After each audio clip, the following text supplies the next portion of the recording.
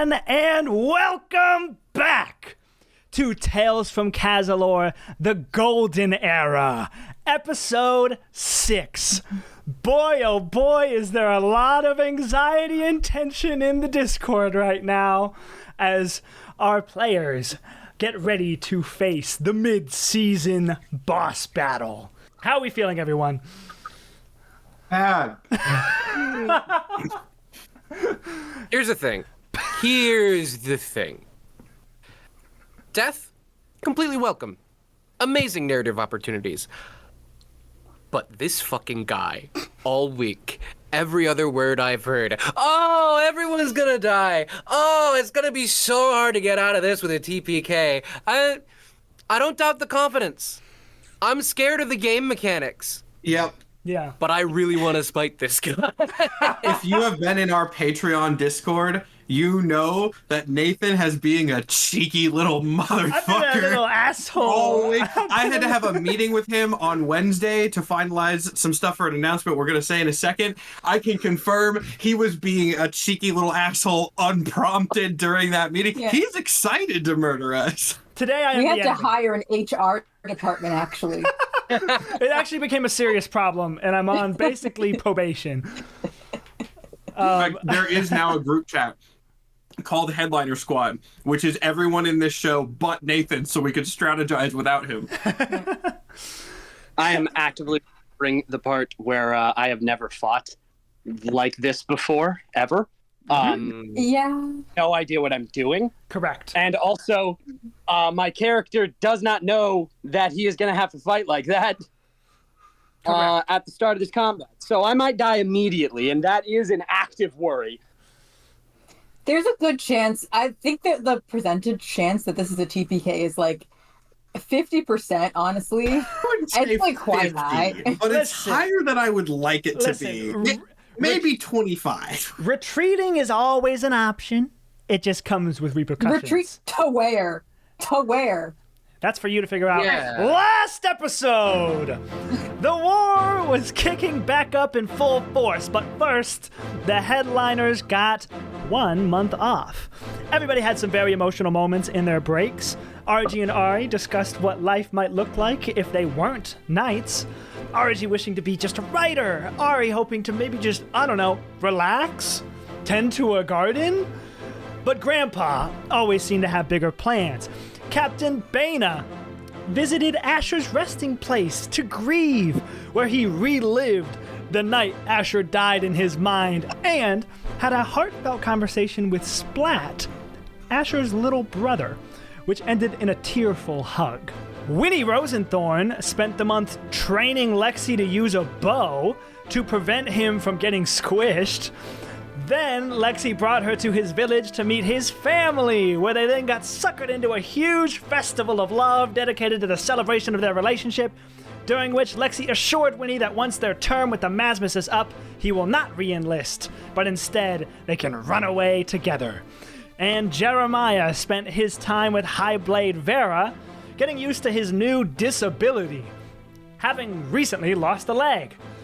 Much to his anger, Vera and Baina believe he is no longer physically capable of being a climber and will have to change roles. Vera has also informed him that he may be able to earn his freedom through enough acts of valor, like the one he pulled at Loneshire. Once the break was finished, the headliners headed north to the giant land of Estersol, specifically just outside the city of Teframount, where they were tasked with protecting the controversial politician Viscount Nunez, the Viscount who spearheaded the idea of rehabilitation camps for captured Atrarians. After 4 months, they had a scheduled meeting with an Atrarian ambassador, but the ambassador never arrived.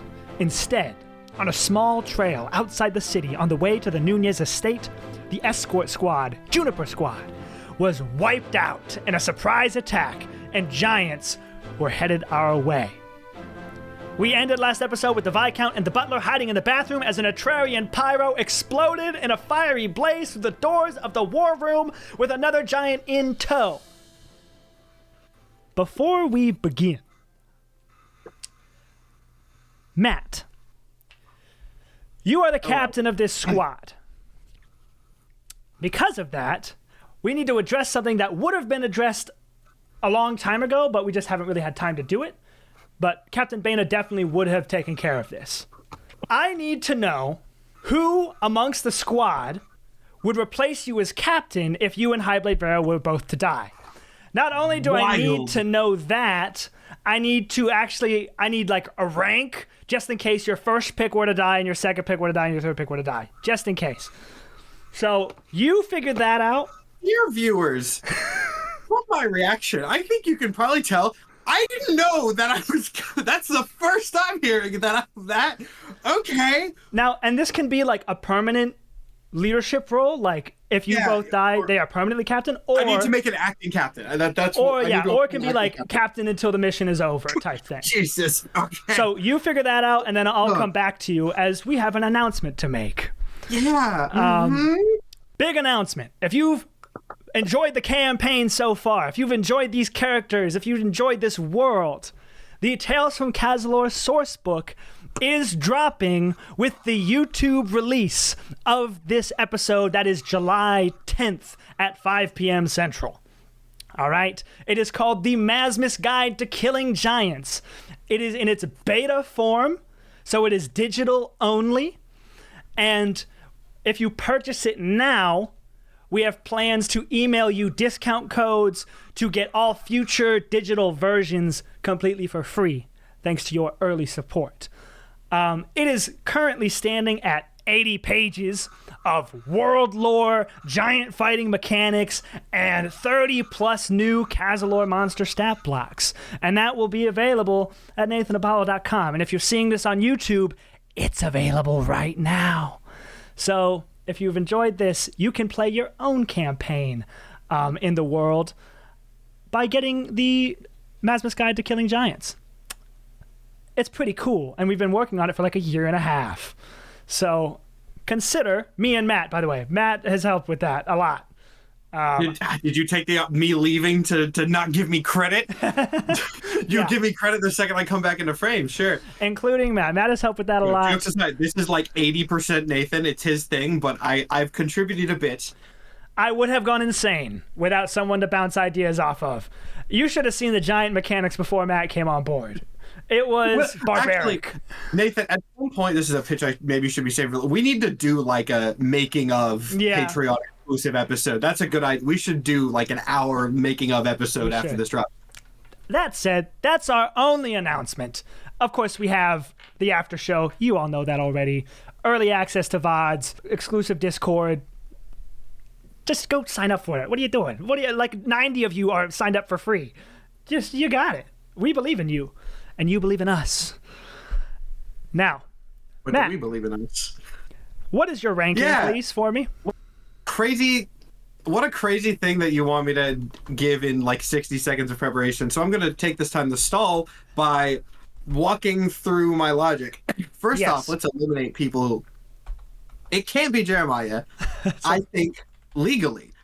I don't think so. I think if he was listed, I think that whoever the superior officer would, probably another Highblade who was in charge of saying that, would be like, well, certainly not this, and throw that away. So, I am deeply personally insulted. I mean, I thought we had something. I didn't say not Panda. I think you'd be very capable. I also think you'd go to jail. I also don't think it can be Winnie, because I think if the Highblade would look at this appointment and say absolutely not, I think Winnie would look at her appointment and say absolutely not. I think that's another one being vetoed from the other direction. Right, for sure. In a similar vein, don't think it can be Lexi. Really? I think Lexi would do it 100%. I love Lexi. I don't know if Baina trusts his command ability, especially given that I know how much, I don't want to use the phrase control that Winnie has over him, but it is what I said, isn't it? Right, it is what you said, though. So, I think it's coming down to the Scritories. What do you mean, you don't want Splat to be captain? I don't know if Splat's completely out. I see Splat and Vera as, they have their battlefield roles. That's kind of a different thing. You think I'm criminal now. Just imagine if Splat was captain. So it's first up. My number one, my number two are definitely the Scritories, but in which order? I think, is it a little bit of a cop out to put an NPC at the top of my list? Yes, but from a tactical perspective, I think having the only climber in the squad as also the leader isn't necessarily strategic, because climbing is the high risk role. So if we only have one climber, I think a lot of danger comes from that. So I think it's Ari and then RG. So it's okay. Here's my definitive ranking. Okay. Ari, RG, Lexi, Winnie, Jeremiah. Got it. And again, it's flat like insulted. No, you're right. Splat's a medic. Yeah, Splat's a medic. Splat's got his own thing going on. Panda, look me in the metaphorical eyes because your camera's not on, and tell me that would be approved by the higher ups. Listen, I didn't say it would be approved, but this is your ranking. This is your choice, and you've made it. You made an enemy now. You're on his shit list. I'm gonna die just to feel bad. Well, And by the way, tragic, I guess you could decide this, but it's probably beneficial for the entire squad to know that this is the case. You know what I mean? At least the top two. Oh, that would be a great role play moment that I don't think we have time for now. So yeah, I mean, Ari's number one. RG's number two. I mean, if RG wants to quickly say what he maybe would feel about that, because you would have known this probably before even Lone Shire. Like you would have came to grips with this before any of that. So I also forgot Lexi switched weapons without telling me impromptu. Yeah, no way in hell he's top two. No way in hell he's top two. The only reason I put him over Winnie is that I do think Winnie would just fucking leave. Anyway, continue. For his entire life, RG has either explicitly or implicitly been second place to Ari. Argentum, little silver kid, is surprisingly second place. So that's not a great feeling. It doesn't dredge up great memories. But in the present context, what a fucking relief. Ari knows how to handle herself. Ari's gonna stay alive. And if there is one thing RG does not want right now, it is the burden of leadership over this cause he does not currently believe it with his entire heart. There's deniability too. It's not that you did anything wrong. It's you're the only climber. You have another very important role to play. Like this can be spun in a great way for you. You did nothing wrong. It was the tactical thing. You've got your own little place to shine. In brief, RG feels a relief that makes him feel kind of ill and bad. For sure. Now, I also quickly want to bring up Panda. You mentioned that Jeremiah has no idea that he's not going to be a climber in this fight. Is that true? And /or when would you find out? Because you had a conversation before this mission began that Vera and Bana said, this guy probably can't be a climber. That is 100% true, and I will grant you that. I will also grant that Jeremiah is a stubborn bastard. And yeah, sure, my boss said it's probably the best idea for me to not do this anymore. I don't believe that, so fuck you. What are you going to do, reprimand me in the middle of combat? In that case, I mean, for Beta, maybe. Maybe. I won't be listening. I'm in rage mode. In that case, I have a question that I posed to some of our folks before stream started. Does the squad know of even the possibility of you taking up this new role? Specifically, does RG know that he's the lone climber on the team now, going into this combat? Bano would tell everyone, even if Jeremiah doesn't. There's would it maybe hurt Jeremiah's feelings to have that publicized? Yes, the strategic hit we would take from the squad thinking one person was doing something else is enough that Beta would be like, sorry, everybody needs to know this shit. Yeah, Breathe. Jeremiah would not tell you because he would hope that nobody would notice. Beta's absolutely telling everybody, and like openly with apologies to you if that helps. But yeah, no, everyone knows this. So RG, you're third in command and the only climber. Good day for you. Breathe Beta social check. Is this the same meeting he finds out both of these pieces of information?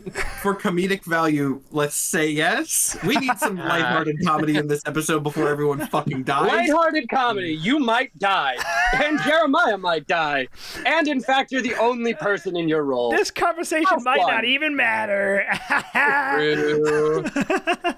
All right, that said, let's flick over to the battle map. Everyone's in position. Let us all roll initiative, if you would be so kind. Nat 20, nat 20, nat 20, nat 20. That was actually pretty close, though. Pretty close. Okay. 14 is not a nat 20, but it is not horrible. God bless. I got a 21. 21 for RG. And you know what, RG? You, I think, were the most important person to get high initiative, so I think that's good. I got the sluttiest 20. The sluttiest 20 for Winnie. Oh, I have to roll for the NPCs. Cool. Lexi got a 4. Ari, let's see what Ari gets here. Ari got a dirty 20. Do you want Ari to go before or after you, Winnie? What's her dex? +3. Oh, she would go before me. All right. Discatori's going first so far. Wow. Good choice for second and third in command. And then we have Dana, shut the fuck up. That maybe you shouldn't be saying that out loud when we almost Vera. Hey, I said second and third. I didn't say a new captain. That's implied. Now, Vera is not here because Vera's on the roof. And I'm ready for her to, like, Batman kick through a window halfway through this fight. And Splat is holding his initiative until somebody needs assistance. And once he gives them assistance, he'll go back to holding his initiative until somebody else needs assistance, yada, yada. Or actually, once he initially comes in, that's his initiative. But he's holding it for now, for when people need help. Also, for the record, just so we're all on the same page, all of you have one greater potion of healing on your person that takes a bonus action to drink. A greater potion of healing does 4d4 plus 4 healing. Splat has more powerful stuff. Splat has 2 superior potions of healing and 1 greater potion of healing. Superior is 8d4 plus 8. He also has he has hand of healing monk powers that he can do to heal you as well. That said, I think that is everything. I think we are ready to begin combat with none other than RG Scritori. Take it away. Oh boy. Okay. I get to do a couple things here. Oh, by the way, this giant is not only a pyro, as a reminder to the audience, a giant that fights with explosives, but he's also wielding a sword. Can you stop adding things? Just We're already gonna die. Just putting things out there for you. Sword is bad. Sword is bad. Sword is bad. That means we don't get the bludgeoning damage resistance. Go ahead, take it away, RG. So, I'm going to cunning action dash toward the pyro giant in question, which does not use my movement so that in the event that this mounting attack hits, we can go right into that. Correct. I'm also checking that I don't have anything I can add to this, but... Oh, yeah. Lexi and Winnie are both starting with a Watchful Aid. They gave that to each other at the end of the last episode. Just a reminder for our viewers and our players. Because sneak attack can't apply, I don't think. Sneak attack can apply to a mounting attack. And you're a swashbuckler, and there's no other allies within 5 feet, so you got it. Yeah, it applies thanks to subclass. But that doesn't affect the actual roll, so let's just fucking go for it! Okay. Good. The dice are behaving today. That is a 21 to hit. 21 will definitely hit. Go ahead and roll damage with sneak attack. Starting off strong. Starting off strong. And you are, your little blue triangle, pink, is on the first climbing zone. of the pyro. Okay, actual damage roll wasn't great because that was 1d6 plus 1 for a total of 2. But when we add on our sneak attack, Not even it's an the extra core. 3d6. Mounting attack is the important thing. Good job, Headliner Squad 3rd in command, which is what I'm going to be calling you forever now. Please don't call me that. I'll hear it in my nightmares. Good job, number 3. You can't have nightmares if you're dead. Or can you? Who knows? Agents of Hades, back on. He's just gonna start. D&Dorks. He's just gonna start pointing at people and being like, "Bronze, go! That Silver, Captain." Panda, you can't do this to me. We are approaching dangerously close to Power Rangers. What is that damage roll, Mike? That is 12 damage for that mounting attack. 12 damage total. Love to see it. You are mounted and you still have your movement, so go crazy. Yes. Athletics or acrobatics opposed to their athletics. You have to beat a 10. All right. A 10. I can beat a 10. Hiya. Oh, I'm so glad my death didn't spite me. 17. 17. You scale up the giant, starting off strong. Amazing. That is RG's turn. Moving on to Ari. Where is she at? Ari has a longbow. She does not have to move a fucking inch. So she's gonna go ahead and start attacking from a distance. First roll is a 23, which will definitely hit. Second roll is a 16, which will also hit. Ari is a ranger who has, I don't know exactly what you call it, but she has something called Colossus Slayer. So when fighting creatures huge or larger, she gets an extra D8 of damage. Is that something we did, or is that just a ranger feature? That's a ranger thing. How about it? So, I mean, I kind of knew rangers were good, just favorite enemy stuff. For when the source book comes out, pick a ranger. Pick a ranger. No, we'll look. I like this idea of doing the making of. We'll talk about techs and combos we found in the making of episode. 27 damage from Ari. That is 27. It's two attacks, 2d8 each attack, plus 3 for each attack. 27 damage.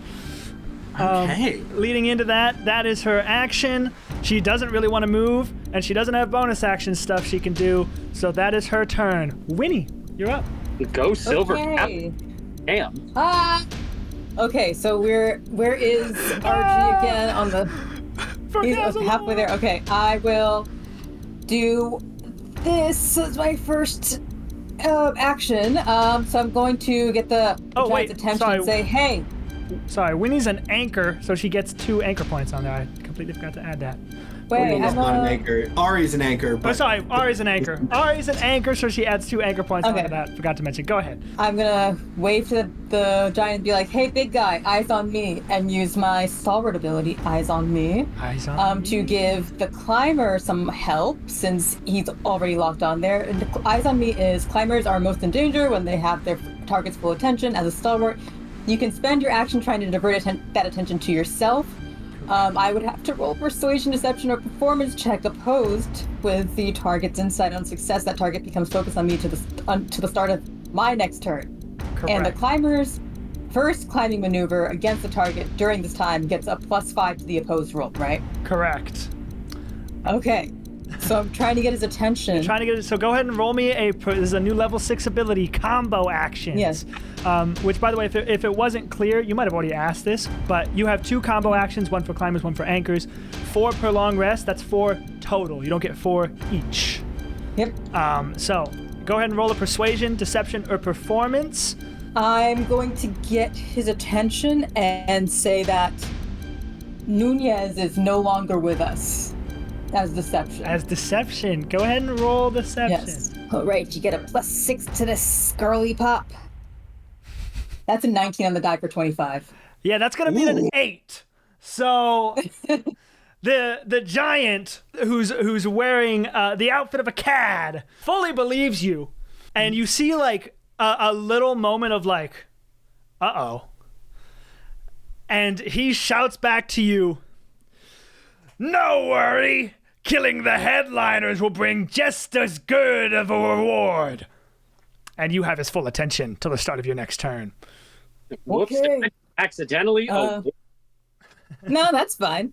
This let's see. it's really sinking in right now. As someone who's been playtesting this for a while, it is kind of fucking wild that we set up one of our mechanic abilities as taunting a giant. Yeah. I like it. It's fun. It is crazy that we did. What exactly did you say to him that Viscount died? He's no longer with. I said he's no longer with us. No you can longer. interpret that any way Well, he likes. you absolutely crushed that. I think you beat it by like 15, so he's gonna think he's dead. Cool.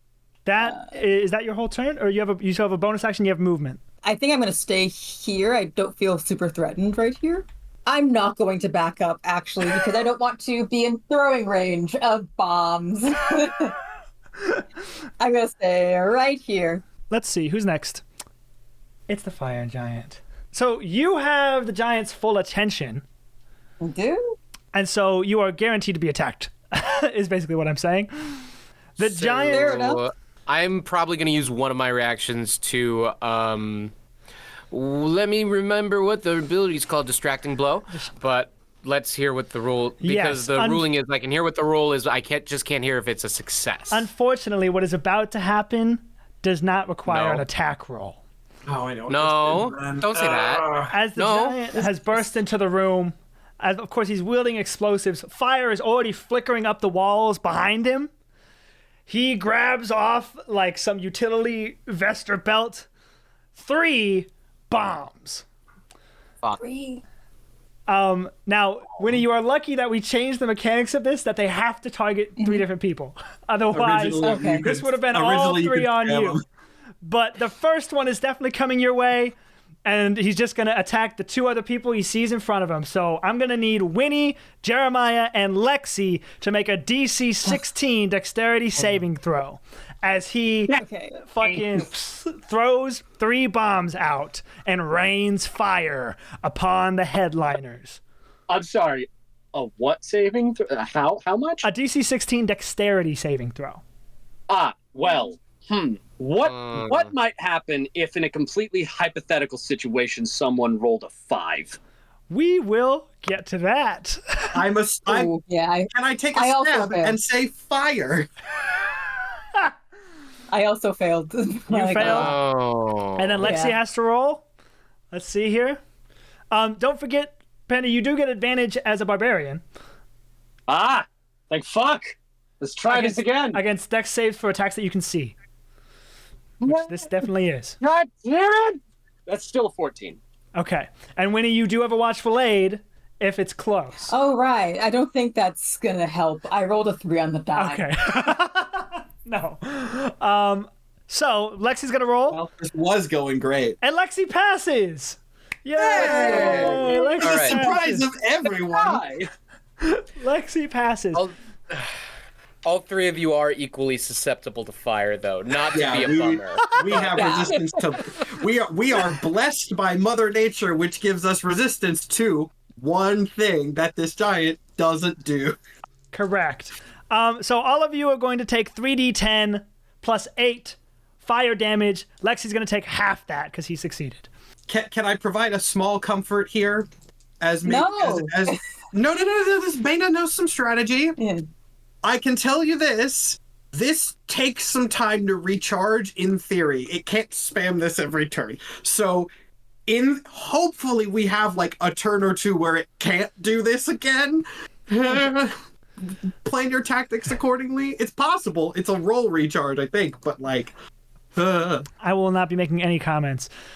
You'll be happy to hear that my 3d10 rolled 666, and so that comes out to 18 plus 8, 26 fire damage. We're still alive. 666 fire damage is so that's damage. maybe the worst omen I've ever heard. And in a D&D Lexi fight. will only take half that, which is 13. Yay! The giant is now going to move 5, 10, 15, 20, 25, 30, 35, 40, stepping in just to get a little closer to the action. That is the giant's whole turn. Moving on to Bana. All right, I'm going to use a new thing. I'm going to use Tangle Thorn. That said, I actually don't remember off the top of my head the exact radius of Tanglethorn. I believe it's a 20-foot radius. Yeah. So I'm gonna do the classic thing, and I'm gonna put it. Actually, you know what? Lexi's range now. So you know what? I'm gonna use this to put a little bit of defense between Lexi, and I'm gonna put it like. Can I? You're going to be the one drawing it, I guess. So if Let's I can set it somewhere 15. Where it basically like he's on the left edge, so it can also kind of fill the space between the giant and Lexi. Okay. So this. And I'll describe this narratively for people who haven't seen this ability before as you draw it. Basically, Bana takes a different color crystal-tipped arrow than he usually fires, and rather than firing it at the giant, he just whiffs the shot completely and fires it like 10 feet to the giant's right. However, rather than just staying in the ground, this thing blooms, erupting in this giant patch of vines that sprout out of the floor and grasp at anything within their radius. There you go. Now, the giant has to make a dexterity saving throw, which is DC 17. DC 17, and I don't think giants have the best dex. No, they do not. So... That is a 3. So the giant will be tangled up in the Tanglethorns, which would normally do not much, but it gets him to the top of his little tracker here, which means his speed is now 0. So he is stuck in the Tanglethorns. This guy. This is exactly how I wanted this fight to start, because there's another giant coming in. So we just blitz this guy, freeze him. Hopefully we can get this guy down. I do still have another attack as well. Correct. Which is great. Well, damn it, I missed this. Oh, wait. Oh, can I Flash of Genius this? I forget. I don't think I can. I will say, noting mechanics for people in chat and watching this later, the trade-off for Tanglethorn being cool is that you don't shoot an enemy with it, so it doesn't do damage. Yeah. But it's worth it for the DC 17 dex save on giants. That's a trade-off. I missed that attack. Bonus action, I'm definitely going to have Amphis do something. I'm going to send Amphis... I'm going to send Amphis over to Lexi. I think that's the best strategy right now, especially because I have the Tanglethorn. I'll give Lexi a little I'm going to try to stay the fuck away. Obviously, Lexi's range now as well. The goal is probably to hopefully get him around to Jeremiah somehow, but for now, we'll just sort of bounce him around. Amphis is not within range to attack anybody, so that will be Bana's turn. Cool. But the goal was accomplished. This also is you will become restrained by the Tanglethorns if you as a human walk into this. That's the other downside. They do affect everybody. They affect everybody. RG, obviously you're off ground, so it doesn't affect you, but yes. So now, if that's your whole turn, it is Lexi's turn. Lexi is going to back up 5, 10, 15, 20, 25 and fire. With his new bow, he does not get advantage on this giant because he's switched. He's not playing with what he's used to. He no longer gets Maximus Mounted Combatant. So here we go. First attack is going to hit. Hell yeah! Second attack is also going to hit. This is going. Okay, all right. This is going. I'm not gonna say anything else. That's gonna be a total of 12 damage to the giant. That's his action. That's his movement. He's going to bonus action give a watchful aid to RG. So you now have a D10 that Good you call. can use on whatever you see fit. That is his entire turn. Then something strange happens. No. So the combat is breaking out in this room. The ceiling of this room, like this house was previously described as made of marble. Obviously, this room has a lot of wooden decorations and stuff like that to appear a lot more cozy. The ceiling of this room is very tall up, and it's made to look like a wooden ceiling. But in the center, there is like a sort of glass dome. As you guys are fighting, Bana, give me a perception check. This better be Vera, Batman kicking through the ceiling. Mm-hmm. 5. I'm busy. You're busy. The stomping and chaos of the moment has you all locked in.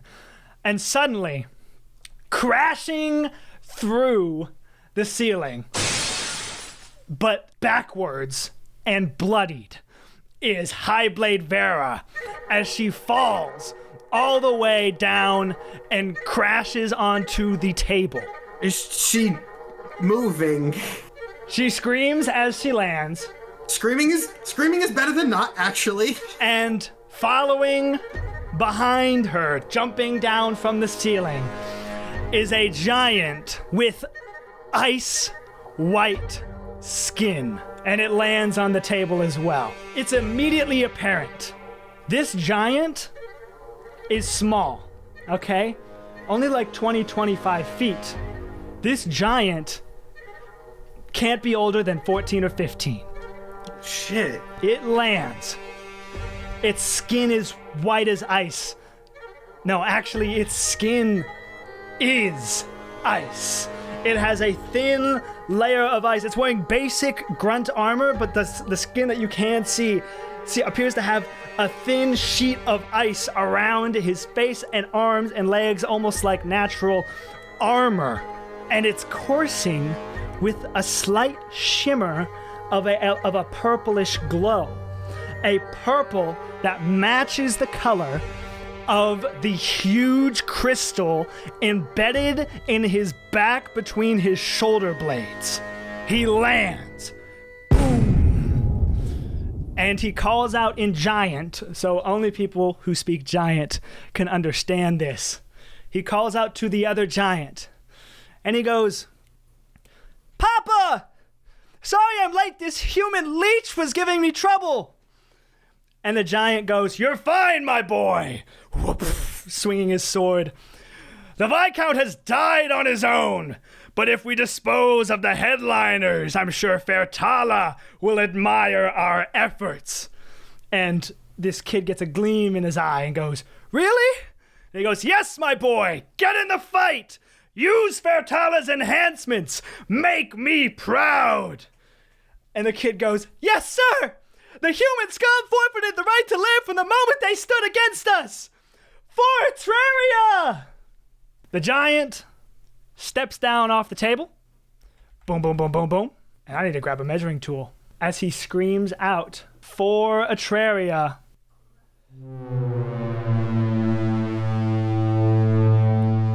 In a... That's too much. That's Jesus. Hey, Nathan, you actually didn't need to grab a measuring tool. That's the whole goddamn room. That's everything, Nathan. I need to grab a measuring tool. Highlights 60% of the map. That's a big fucking slice of za, man. You sure? In a 120-foot cone. Slices! As this teenager screams for Atraria, the crystal on his back glows, and he exhales an icy blast of air. And I will need Vera, Splat, Bana, and Lexi to give me a DC 20 Constitution saving throw. That's too much DC, Nathan. I have a +1 to con. What did he fucking Kamehameha? Nope. The fucking map?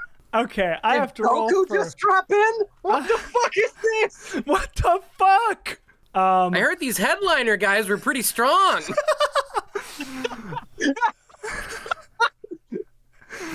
Vera will be rolling a con save. Let's see here. Vera has incredible con, but not enough. Yeah, isn't Vera, like, basically dead on the table? Yeah, a little bit. She definitely looks like she got in a scuffle. Yeah, I got that. Splat's gonna roll. Fails terribly. Nat 1. Bana, you failed. I got close. I got a 16. You know what's annoying? I just realized my Flash of Genius is a +3. I could have was 1 below. And now Lexi makes it once again. Makes it once again with a 23. So this is a huge attack. This is going to be a lot of cold damage here coming your way. Yeah. Can it not be? Maybe. Okay, not great rolls. Not great rolls. For which side? For the Have damage. any of them really been great rolls, Nathan? Let's be honest here. 22 cold damage. Halved for Lexi. The fact that was not great is a little worrying, but on the whole, that was less than half my health. It was 1 point less than half my health, but it was less. That was half of Splat's health. That is the giant's whole turn. And you can see after he does this attack, screaming for Atraria, the crystal stops glowing, or at least glows less intensely. I'll say one good thing for that attack. As awful as this is to say, after seeing that, I have less qualms about shooting the 15-year-old. Anybody who wants to can give me some sort of check, not an insight. Arcana, if this is Yeah, let's go the Arcana. nature of the spell. Let's go Arcana check. It's going to be hard. It is going to be hard. I have a +6. I can Flash of Genius if I need to, though I probably should do it on this. That's only that's Nat a 15. That's not horrible. Nat 1, incredible. Matt, you can have advantage. If I give a Nat 1 or anything, it's... I have advantage. You can get advantage because you have knowledge in enchantments and stuff. Oh, I do. This is my thing. This is your This is thing? a crystal like. Oh, that was worse. Never mind. I can't roll for shit right now. I got a 19. A 19. Jeremiah, what'd you get? I am actively raging. I didn't. Okay. Yeah, okay. That's fine. Archie. So there's an easy version of this. Who got above a 10? Just Archie and Bana? Okay. Yeah. Incredible. Both of you, and only both of you, track this. The crystal, and it might seem obvious to you as players, the crystal powering things. Kind of enhancing things for this child. Perhaps making him more deadly. Perhaps the energy's coming from the battery. Yeah, that you two are tracking that. Nobody else is. That said, we now enter round 2, starting with Archie, who has a watchful aid. You have, and also you get the climbing maneuver. You get a plus 5 to your potion. Yeah. And with my acrobatics bonus, that makes a +10 to this roll. You have That's to. great. That makes. Go ahead. What's yours? What's yours? Mine is a 25. Fuck. All right. Wait, what did I got you a get? 22. I'm gonna use the watchful aid. Watchful aid, that can't for beat sure. that. You're not within 30 feet of me. No, you're not within 30 feet. Damn. D10. Just need a 3. This is the shape of a D10, right? I'm a that is a fucking idiot. That's an 8. No, that's a D8. 10's like the kind is of the only one that weirdly has a flat 0 ones. on it. These boys. No, I don't Sort like of- their the shape. sort of No, squished yeah, looking kind of an ones. ugly shape. Least You know pleasing what? die I am All on. you gotta do, Mike, is believe the 0 is a 0. Is a 0, and you will roll a 0. That's how it works. You're so right. That's so Believe so 0 is a real. 0. You roll a 0. Believe in the heart of the dice, Mike. It'll also help if I hit the table. Yes, that's a +5. That's a plus 5, 27. which will Up beat a he goes. 25, and you climb one step higher on this pyro. You still have an attack, Oh yeah, I can attack while I'm up here, can't I? and it does sneak attack, It does do sneak attack. and you get advantage because Jeremiah's there. So many benefits. Wow. That's my third in command right there. Bronze Captain! Bronze Thank Captain, goodness for attack. all that help, because one of them was a nat 1, and it was the theme dice that got the nat 1. But the other sabotaged one's 11. That'll be a 16 to hit. That will hit because meets it beats it. Let's go. Um, That is So go ahead and roll damage with sneak attack. 8. And that's another 12 damage. Another 12 damage added onto the pile. All right, that is your movement and your action. You don't really have any bonus action stuff, I don't think. And you use your watchful aid for that, so you no longer have one. We move on to Ari. She still likes her position, except now there's a giant on the other side. I think your guys' game plan going into this was tank the first one as much as you can. And so that's what she's going to do. Yeah. Keeping this one immobilized is. She's going to go Wildly first for important. all reliable anchoring attack. That will hit. So that adds one more anchor point, and we'll do 2d8 plus 3 damage.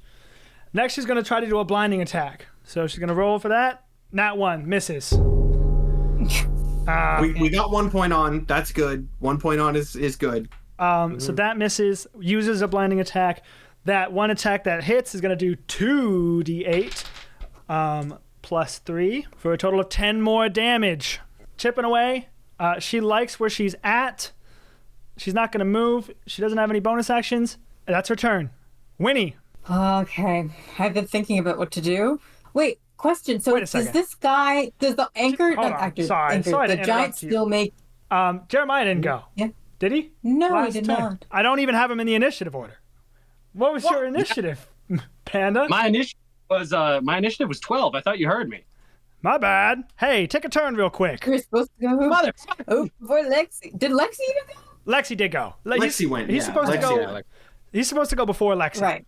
Hey, take a I turn. think he got thrown off by the arrival of the other giant because that, like, I think Jeremiah was technically supposed to go after that. If I'm tracking No, Jeremiah right. was supposed to go before that. I just didn't hear him initially when we were calling out initiative. Jeremiah, take a turn, and you'll take one again very soon.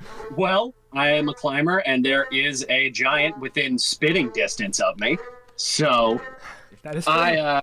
first of all, I'm going to use my bonus action to formally rage. Formally rage. There we go. And I am going to do a mounting attack. So, Panda, not Jeremiah. Yes. How you want to do this, man? Because you are disabled and have tried to I do am this indeed- for months leading up to this and have failed. Yep. And failed every single time, and never did it a single time because I have not had the proper time that it would take to learn how to properly use a leg that I've never used before in combat. Correct. So how do you want to do this? fuck, he's so close to me. At least I won't immediately fall to my death. How fucking far away is Jesus fucking Christ? Okay. Yeah, it's big room. All right. So Jeremiah is going to rage, full, a scream rage. He's gonna grab his specialty tool, throw it as high as he can, and try and mount, and then immediately fail. Okay, because so you're just gonna no roll, you're gonna fail it. I am gonna fail it because he doesn't know how to use this. He's been trying. Got it. Good for him. But still doesn't fully know how to use this. That is your first attack. You have one left. Yeah. So tried to do that. Didn't work. Didn't work. Fully aware that it didn't work. He's going to spin and try and cut at the heel of this giant. Because like you said, I landed back on my horse. Yes. And then he's going to run as far as he possibly can. Cool. You will get an opportunity attack. Isn't this giant fully focused on Winnie until next turn? At this moment, it would be, yes. So, never mind. All right. Hey. Yeah. We did things slightly out of order. You are absolutely correct. Thanks for correcting me. Yeah, no worries. So in that case, cut it his Achilles tendon, and then run Cool. as far as he can. Go ahead and make an attack. All right. I've granted you up to level 3 stalwart abilities, Indeed. and so you do have Masmus Mounted Combatant. Bane has probably been making you train for stalwart regardless of how you feel about it, so you get advantage. Amazing. I love this. That's going to be, does a 21 hit? 21 will definitely hit.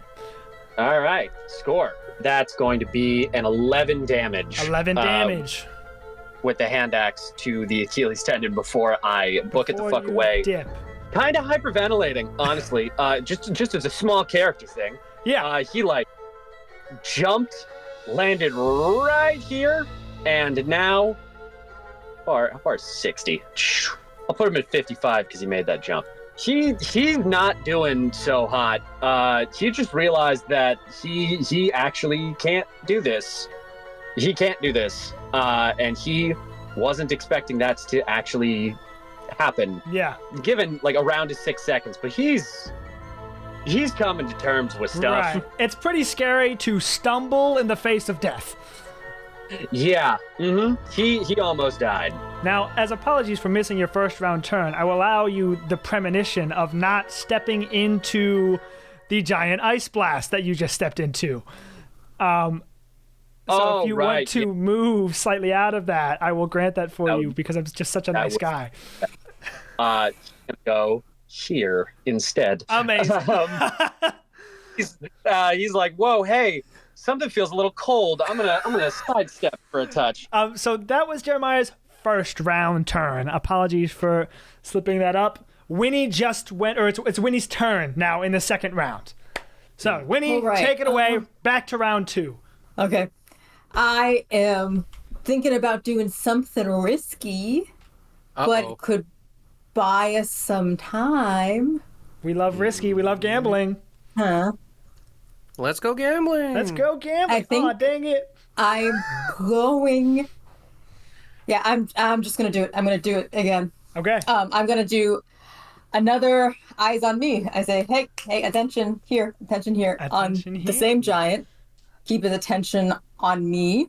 All right. You have to beat a 12 Oh, actually, insight. actually no. I changed my mind. Okay. I have the attention of the fuck me. I have the attention of the new guy. The new I want guy. to divert from Splat and Vera towards me. Okay. Could I bring something or like offer a thought? I think you might want to keep the attention of the big 40-foot Keep giant. the attention of the big because one. We've established that he can't bomb attack next turn, so he's probably going to go for Probably. one It's bludgeoning attack. technically possible. It's just unlikely. I just say it in That's case true, it happens, and then I get egg on my face for being wrong. Want to clarify? I guess. Oh. Actually, you know what? I can distracting blow whatever attack this giant does, so disregard. Yeah, you should probably get the new one. So I'll explain my thought process a little bit. I wanted to get my eyes on me on with the new guy because I don't want the kid to try to free the dad. Which Okay. is a possibility of what it would do. So if the kid is focused on me, it's not going to free the dad. Gives you guys a chance to actually kill him. If that makes sense. Well, Winnie, I don't know. roll me fuck. I'll put this out to the room. Remembering something you might have learned in Masmus Academy. Check. History? Yeah, probably history. History. Is it history for me, or do I have a? I mean, history's actually a good roll for me, so I don't know why I'm complaining. History's fine. Yeah, that's a 14 for history. 14. Do we all get to make a history check? or Sure, just Winnie? sure. You all can make it. Dirty 20 for me. Dirty 20. 19. 19. You know what? Sure. All three of you know this. You would have learned this at some point. This is your first time fighting giants with swords. Sometimes giants will use their swords instead of attacking to cut away anchor points. Eee. That's just something to keep in mind. So although it cannot It doesn't move, take attacks. it has to use an attack to do it. That's one less attack on a person, but that is a tactic to keep in mind. That this giant could start cutting away his own anchor points. Okay. Yeah, I figured, I will but say, this is getting real tactical for this. It would have to cut 2 of them to get free. It would. So it's not because Right. it would have to. So like, even if it breaks free, I don't know what its multi-attack is, but I don't think it's more than 4. So it's probably going to get 2 attacks at most. Probably just 1. I would think, and correct me if I'm wrong, would there be as a Masmus trainee, and as a player, would we know the force, the AC, required for this giant to break the shackle? So yeah, game mechanics. This is an optional rule in the source book. This sort of realism, but me and Matt really like it. Shout out to whoever suggested this in playtesting feedback, because this came from playtesting feedback and we liked it so much. The AC for an anchor is whatever the DC for the strength check would be to break it, and anchors at this level is 17, so the AC is 17. And there's no health for the anchor. It's 1 HP essentially. It's If just- it if you hits, hit it it, it cuts, but it's breaks. a 17 to hit. Understood. Anyways, Winnie, I will need a decision. okay, I'm going to use. I do want to use eyes on me again. On this giant, the pyro. I'm going to use it on this giant. Yes. Okay. You have to beat a 12. And so go ahead, roll whatever you're going to roll, and tell me what you say to him. I want to roll persuasion Okay. to leave this place and go kill the prisoners of war as we were planning to. You're not going to be able to persuade him That to could be persuasion or leave. deception. This has to be come at me, bro energy. You're not going to Okay, be able to come get at him me, to bro. leave this fight. Okay.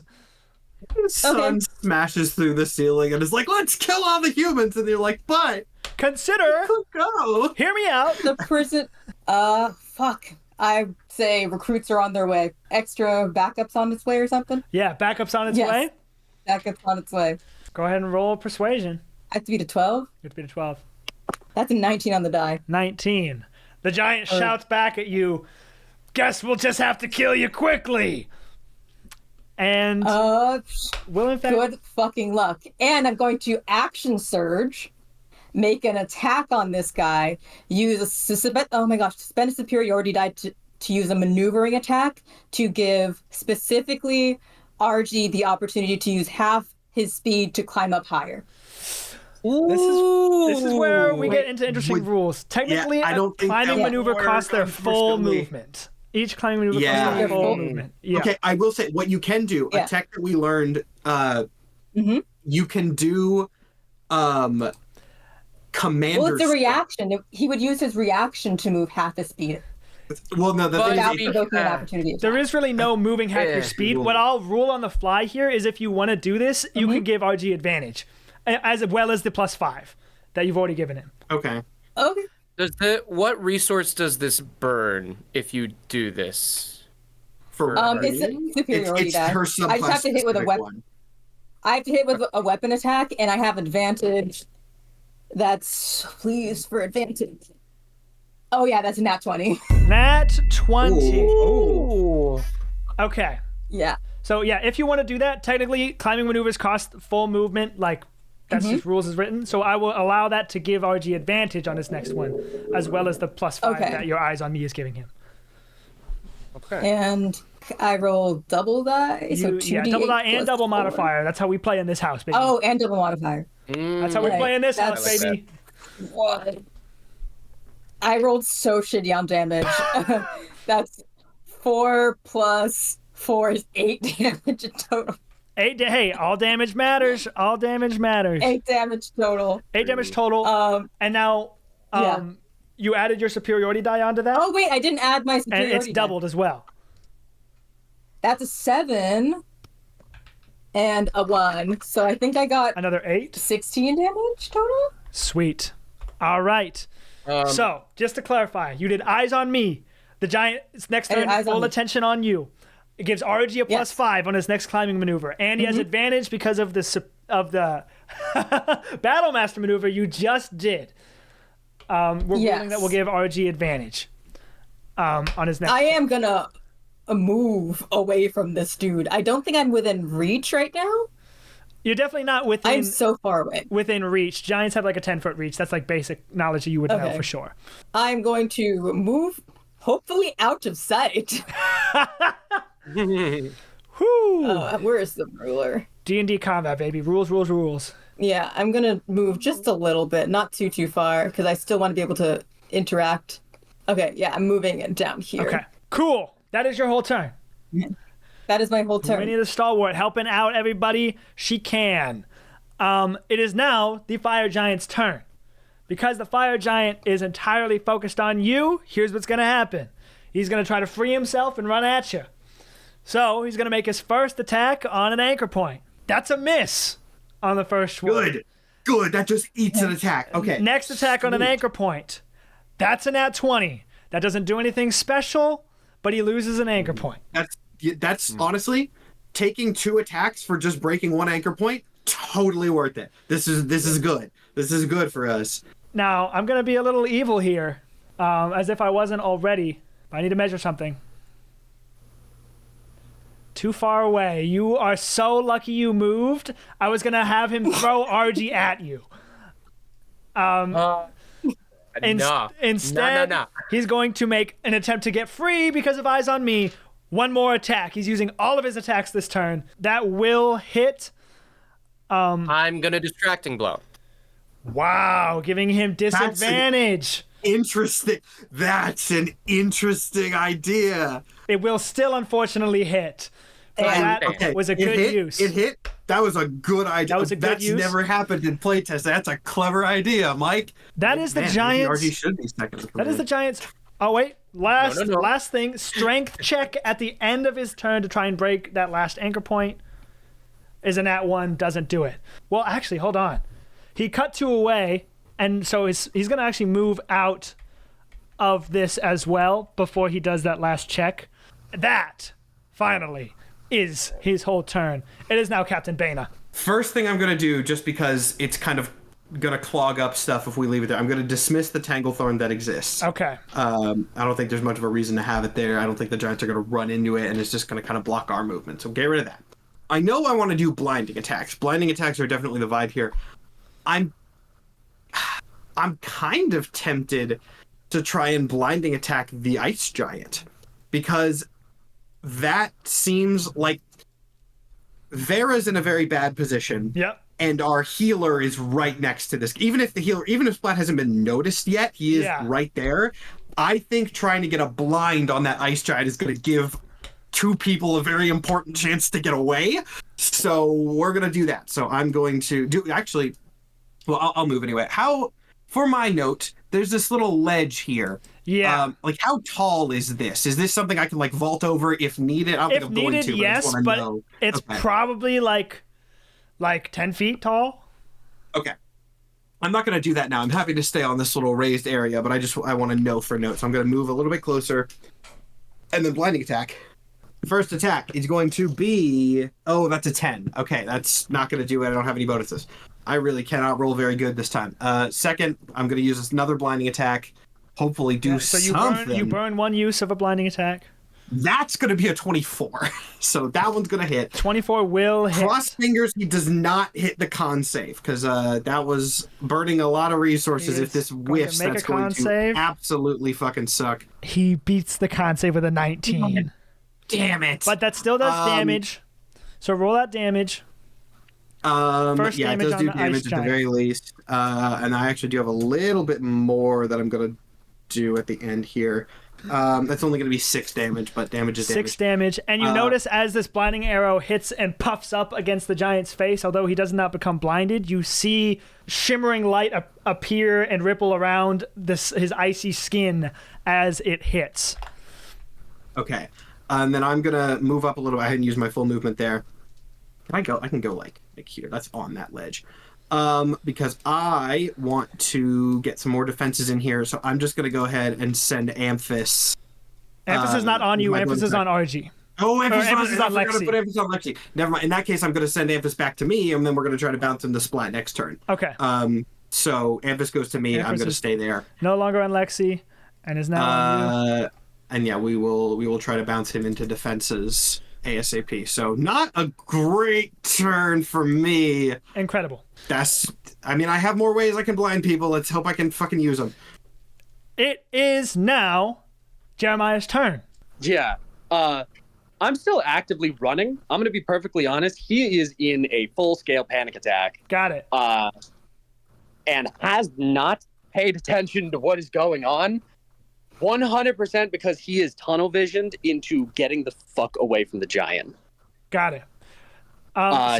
Since running here, just for a continuity thing, since running here away from the fire one, an ice one has fallen from the sky and blasted your friends with ice. So that is a new development for you coming into this round. In the direction you were running to. In the direction you were running to. No, yeah, so like he is honestly trying to get to where he thought Vera was, because he saw her fall from the ceiling with the kid giant. He's trying to get back to Vera, mostly because Bane is in the fight. Bane is already fighting. He thinks he can save Vera, get her out of there, and then ask Vera what the fuck he's supposed to do. For sure. So Vera is... Especially because the last month he's been spending with Vera. Vera is up on the table. You will have to lose your horse to get up there to get to her. Shit. How do I get up there? So I'll just, because you're a climber, a gorilla style ruling, what's your movement speed? 30. 30? You can reach her. 25. It's only 15 feet tall. You're on a horse. You can get up there, but your horse is no longer with you, and it runs out of here to safety. That's what the horses are trained to do. So your movement speed is 30 for the rest of the fight. Okay. Yep, that works. You approach Vera. Vera is conscious. Vera has blood on her. She has injuries, but she is awake. Jeremiah runs up to her in a shell-shocked sort of state and just kind of are you okay? Yes, I'll be fine. Don't worry about me. I can't do it. What do you mean? Ugh. I can't. I tried and I can't climb it. I can't climb it. It won't. It's not. I can't. Then stay back and call out for your teammates. Give them watchful aid. And stay out of the way. Hint, hint, wink, wink. Jeremiah takes a second. He is kind of going to stand back from Vera. What's the distance on watchful aid? I believe it's 120 feet, or no, maybe 60 feet. It's long because it's just meant to be earshot, so it's fairly long, I think. Rules is I don't think it says 60 feet. Does it? Yes, it does. 60 feet. 60 feet to a person that can hear you. Okay. Matt, Baina's doing like ranged attacks from that higher position, right? Yeah, I'm still trying to get blinds off. That's my goal right now. Gotcha. I'm gonna give you watchful aid as best I can. At D10. So Baina gets a D10. Yeah. What does Jeremiah say to Captain Baina to assist him in this moment? I mean, yeah, I'm looking right at you as this is happening. So. Yeah. Jeremiah looks over at him, and you just hear, Captain! You were right! It's a moment of... I'm assuming that's the only time he's ever heard Jeremiah say anything that open. I think Baina, kind of shocked, but still very much in combat mode, is just gonna shout back and be like, "Thank you! You still have use to the squad? Get everybody to safety!" just being very matter-of-fact in such a way that at least Baina hopes it's like, yeah, you still have a purpose here, get to it. Yeah. And that's your movement and your bonus action. You can use your action to like help Vera to her feet. Yeah. And I thought you said she was standing. No, she was lying down. Sorry. Oh, shit. Yeah, of course. Yes, my action is going to be to help her fucking get up. Jesus Christ, I can't believe I didn't do that already. Give that to Vera. Give vindication to Captain Baina. And that is your whole turn. That's my turn. I'll try to hit my shots. Got it. Got to respect the character work. With that, it is Lexi's turn. Lexi is going to... He's pretty far away, but he's also ranged now. But yeah, I cleared that Tanglethorn if he wants to move in, but he might just be best there. Yeah. I think he'll move in a little bit, just to not be in the direct line of cold that he was before. So 5, 10, 15, 20, 25, 30, 35, 40, 45, 50, 55, 60, just kind of spread out. He's going to keep on honing in on this one giant. So he's going to roll. First attack will hit with a 19 on the die. Second attack will hit with a nat 20. Incredible. That's going to be... getting good rolls except me. But hey, I'm happy with that. That's still a win. 17 plus 3, 20 damage to this giant, to this fire giant. Hey. That. He has a bonus action. He's once again going to give it to RG. We gotta be getting close to half on that first giant. We gotta be. Once again going to give it to RG. He's going to shout up to you. You got this, RG! Cut him down! And that is that. By the way... Yeah! Yeah! Obviously. Jeremiah, your charisma modifier +1 is how many watchful aids you have. So keep track of that. That is Lexi's whole turn. It is now Vera's turn. Vera is going to stand up. You better leave. And she is going to immediately run in to the ice giant. Of course. Or drink a healing potion. She could do that. She will bonus action drink a healing potion. Her you. only one. She has also a pretty good one because she is a higher level than all of you. So she's going to be rolling 8d4. Sounds good, but we also don't know what her HP was entering, so... 28 healing being done to Vera. That doubles her standing health, for the record. And I'm going to have her make an athletics check for this, but she's diving. She runs over, wields out climbing axes, and dives for the ice giant. But she has to jump for it, so I'm going to have her make an athletics check, which she gets a nat 20 on. Nice. Wow. With a nat 20, I already said this table's like 10, 15 feet tall, and this giant's only 20. I'll say she gets all the way up to like the third level here with an incredible leap. A climber with height advantage can be deadly indeed. She hooks right on to the crystal. And this mounting attack does damage specifically to the crystal. And so, to reveal this mechanic now, the crystal has a separate HP. It also has a damage threshold you need to beat in order to do damage to it at all. Figures, yeah. Also, if you want to attack the crystal as an anchor, you will get an anchor point for that, but once the crystal breaks, you will lose them. So, think about that. She does 7 damage to the crystal, which does not beat the damage threshold. Okay. She still has attacks, so she's going to just wail on this thing. That's what she's going to try to do. So she's going to make another attack, which will hit, and she's going to make another damage roll on the crystal. 6 damage, not enough to break the threshold. You just see Vera with her axes going, trying to chip away at it. The crystal is like rippling with purple light as it's kind of not taking in the damage. Yes, Mike. What class is Vera again? Vera is a champion fighter. Okay. All right, champion. Just will rally or something. Goddamn. That is her entire turn. She's trying to attack the crystal. Good turn. It is now the ice giant's turn. So Vera is on there. Boop. It doesn't have to be. The ice giant. Oh boy. The ice giant is going to step forward 5, 10, 15, 20, 25, and does not see Splat, but is going to make an attack at Jeremiah with a sword. I am so not cool with this. I just figured out my role. What is your AC, Jeremiah? My AC is 15. 15. First attack. Meets it, beats it, will hit.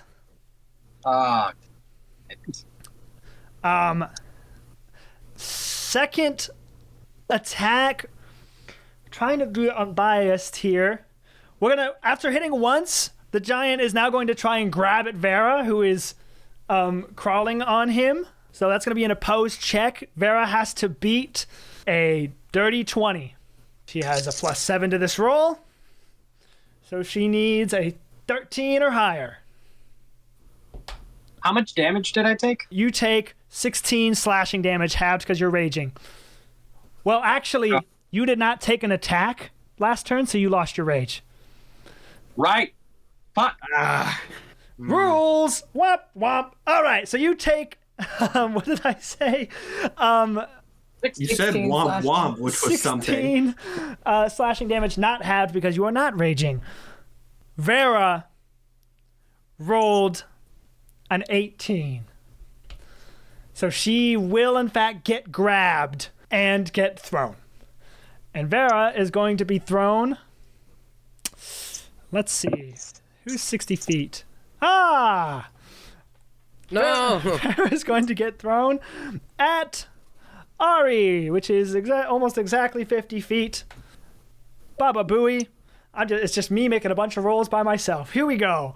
So, Ari has to make a DC 16 dexterity saving throw, which she exceeds handily to step out of the way of the falling Vera. Vera is going to take 16 bludgeoning damage, halved to 8 because she is blessed. That's not that bad. But she is also prone now. Then the fucking giant still has one more attack. So it's going to go for Jeremiah once more. Ooh, don't know if that's going to cut it. 11 is not going to hit, I don't think. No, it is not going to hit. So sword misses its second attack. Now, this entire time, the fire at the entrance and the fire from the pyro's bombs has been spreading up the walls and spreading around the room. Our first lair action is going to happen. Okay? Now, these lair actions will be telegraphed. Here's how this shit kind of looks. To put it simply, in red, at the end of the next round, you do not want to be here. You do not want to be here by the end of the next round. And to be clear, end of the next round is the next time the ice giant goes? After the ice giant's next turn. Okay. So, if you are in this space, I would recommend using your turn to get out of it as fire and debris begins to fall and you notice that the bookshelves are beginning to collapse. That said, we enter into round 3 with RG. All right. RG, you have so much going for you right now. You have advantage on your climbing maneuver. You have a watchful aid die. And you have a +5 to your climbing maneuver. Now, the elite tip is I would save your watchful aid if you can for your attempted death blow, because if you beat the AC by 10 or more, it does 2 death blows. Probably was going to do that because...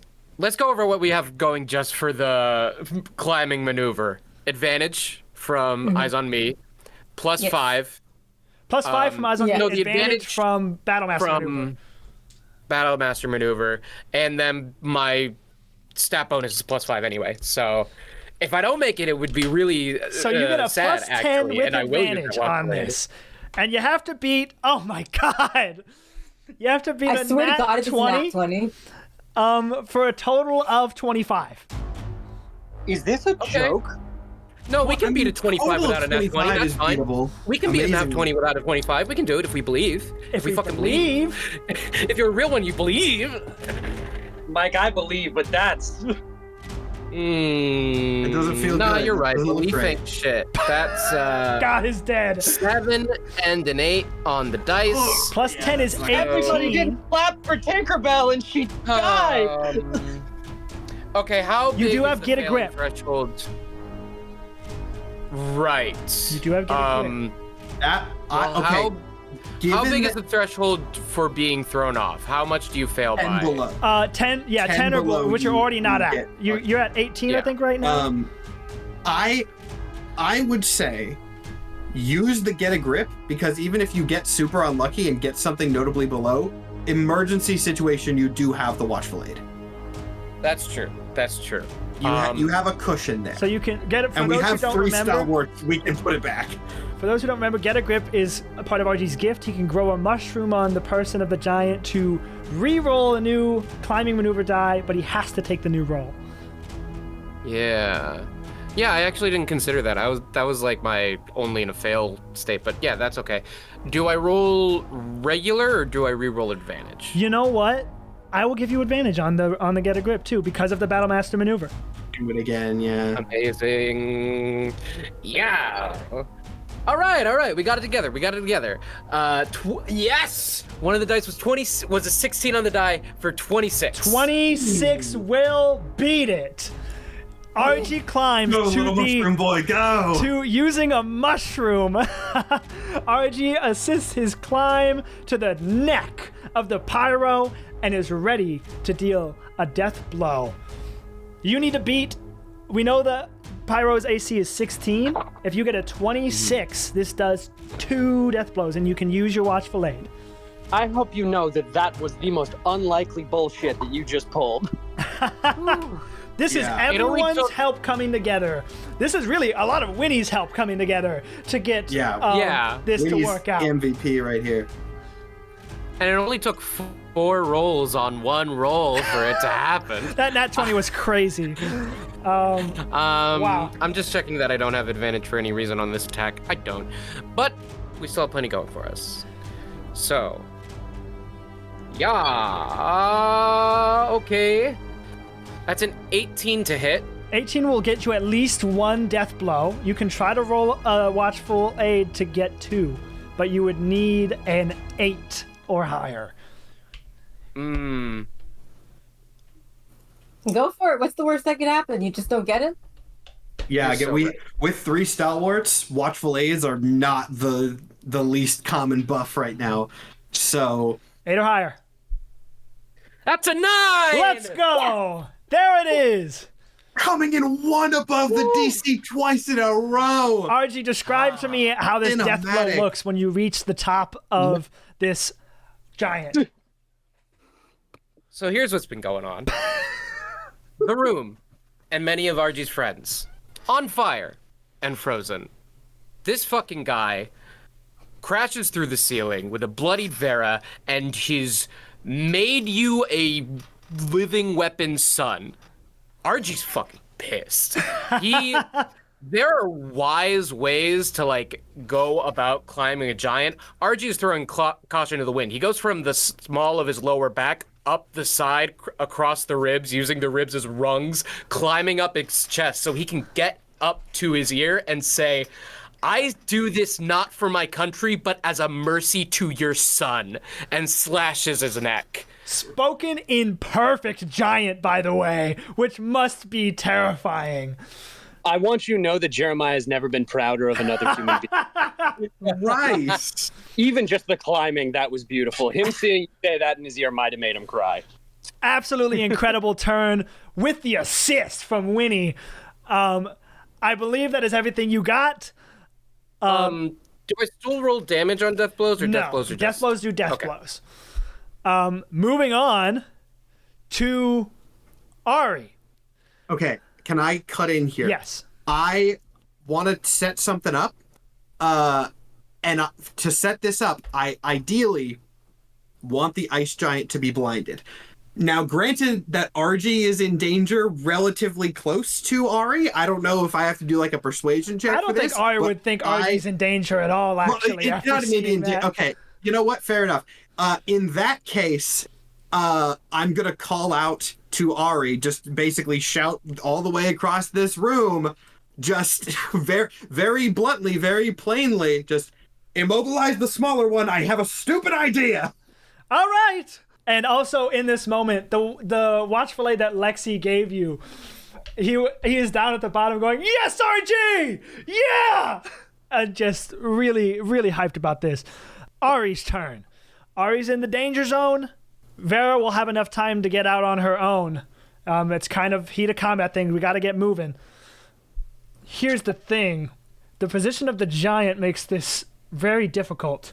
Well, actually, eyes on me still applies till It's still in Winnie's effect. next It's still turn, in so effect no until the end of opportunity the start of attacks. my turn. All right. Combo Okay. actions going crazy. Okay. So Ari can ride right past, right between the legs, as a matter of fact. She's still on her horse. 5, 10, 15, 20, 25, 30, 35, 40, Oh, 45, damn. 50, 55, 60. We have to get that. We have to get that animated, if only for the fucking like RG being terrifying in the giant's ear, and then you get like the spiral pan shot down the giant's body to Ari riding through the leg, like one continuous thing. Oh, that'd be sick as fuck. And she's actually going to fire, because she does extra damage. Seeing what Vera was kind of going for, she's going to fire these anchoring shots at the actual crystal. Because even if it goes away later, it's still good to have for now. So she's going to go ahead and roll for that. Ooh. Does she have a watchful aid? I know Bana does. I don't think I gave She her one. does I not. don't think she does. That one is a miss. Next one. Ugh. Also a miss. That is her 2 attacks. Oh, that's God rough. damn it, Okay. Ari. Oh, for this trick to work. I'm gonna have to That is do her some 2 fancy shit. attacks. She doesn't have any bonus actions. She hasn't been damaged yet. That's her turn. Unfortunately, she Ooh. just whiffed I twice. take back what I said about the cool panning shot. She just whiffed twice. Sometimes the dice don't like cinematics. This has been the Stalwart and Climber Showcase game, and I'm fine with that. That is Ari's turn. It is now Winnie's turn. Okay. I have only one more eyes on me, but I'm not going to take it because I don't have another action surge on me. Got it. So that's So eyes on extremely me risky, fades but away. I am not in the danger zone of the fire, which is good news.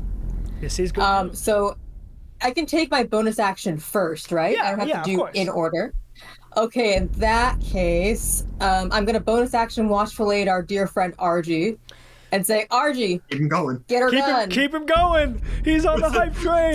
Just thumbs up. Just keep doing what Yeah. you're doing. And one of the last things I hope to say to this fire giant is, hold on, let me see if I even hit with my attack. Please hit. I get advantage, right? I don't really You think I do get need advantage. it. Yeah, on the giant you do. That's a nat 20 again, I swear to God. Oh my I'm so ready gosh! to another nat 20. One of those this turn. We're gonna have so much editing to do. All right. Okay, Another nat 20. Incredible. On the nat 20, I say, New World Order, motherfucker, and you're not going to be here to see it. As my commander strike, I order RG to take a strike on this dude. Wow. Yes. Commander Strike. As a reaction. You can do And a you death can blow add as a reaction. Yes. And you add a superiority die to it, and it's a D8. Ooh. And he has a Watchful Aid. Yes. So good in this system, man. And he has a Watchful Aid. Battlemaster And- Fighters. Oh my god. Battlemaster Fighter Stalwart, one of the best things you can have in this system. It's That's so 17 damage. 17 on damage. my attack. Okay. RG, as a reaction now, thanks to Winnie's call out as a stalwart, as a Battlemaster, you can make a death blow. You have a D8 from superiority. You have a D10 from Watchful Aid. Go for it.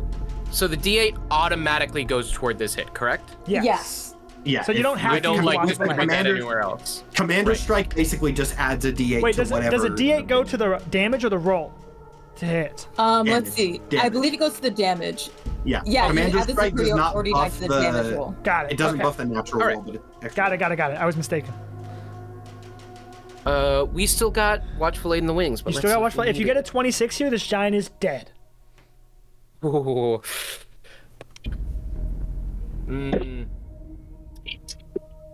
That was a 14 to hit. 14, and Watchful Aid won't be enough to do it, but 14 doesn't hit at all. A Watchful Aid could help you get over that threshold. I